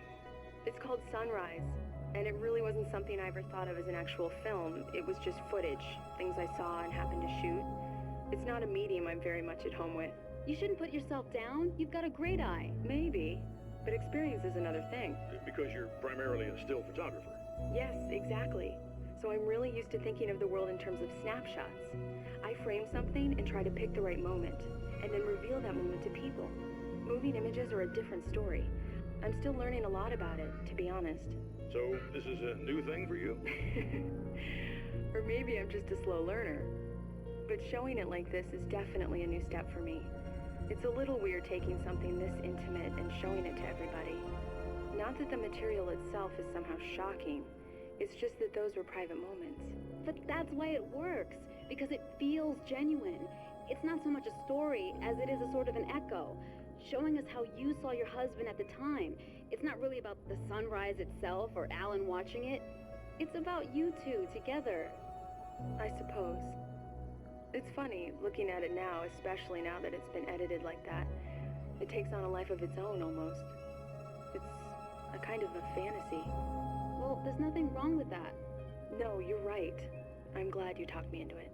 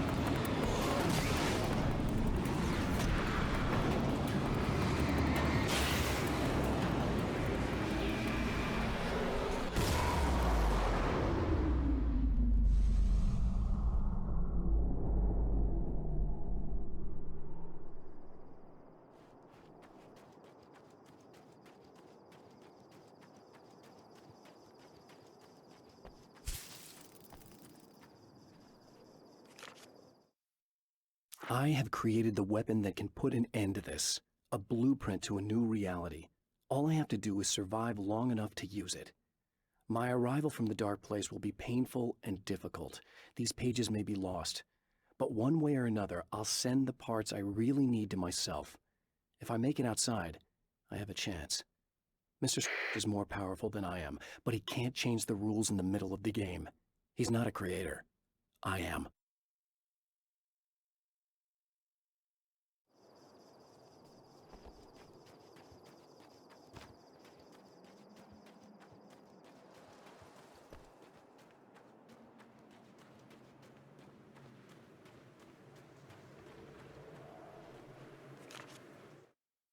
The trap Mr. has set for me is as simple as it is impossible. Whenever I reach him, he sends me back to the beginning of the maze. It's a loop in time. I go through it only to end up where I started. There's a brutal genius to it. If I die, it's over for me. If I survive, I end up where I started. Sooner or later, the odds will catch up with me. And in the meantime, he gets to toy with me. But that's why I have a chance. He's caught in this pattern just as much as I am. I know where he'll be, and I'm prepared.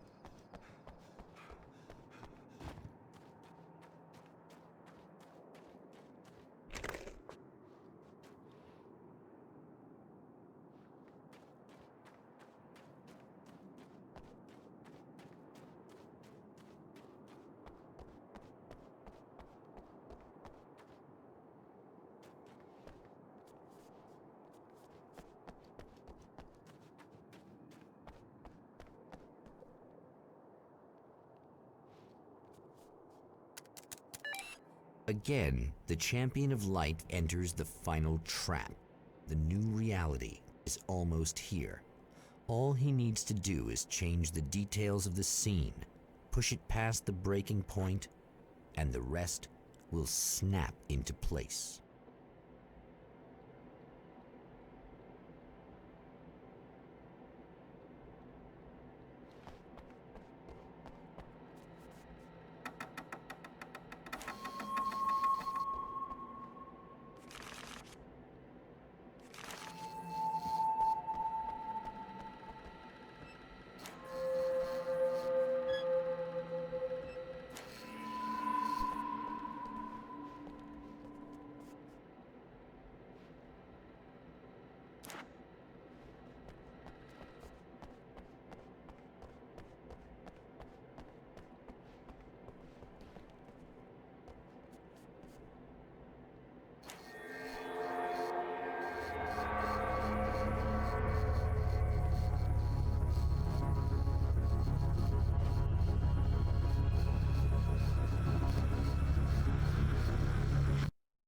Oh, come on, buddy. Why don't you... What? What is this? No!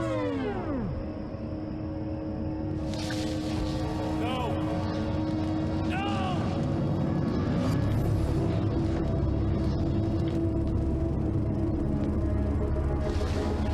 You can't do this! All I did was take the things you always wanted and never had the balls to go for. It's my turn now. It's my life. It's my life.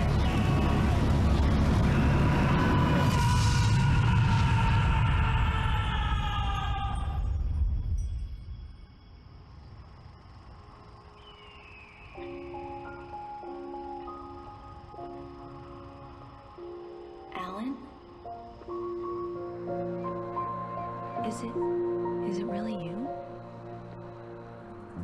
It's really me. How? I love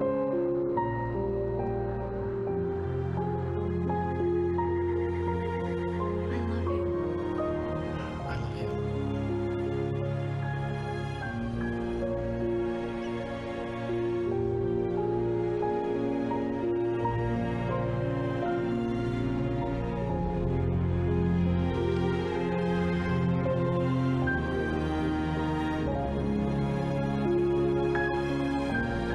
A woman, a man, two lovers, held apart for far too long, enveloped in the light of a glorious dawn.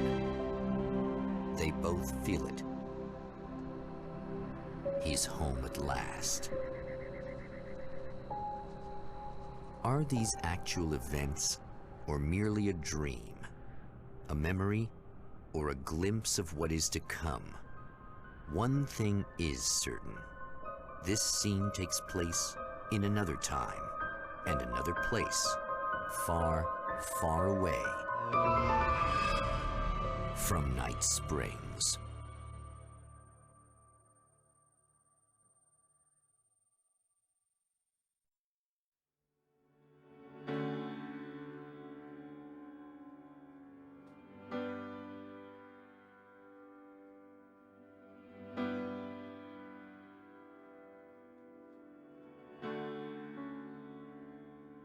You know it feels nice watching the sun come up, and I've realized I can never return.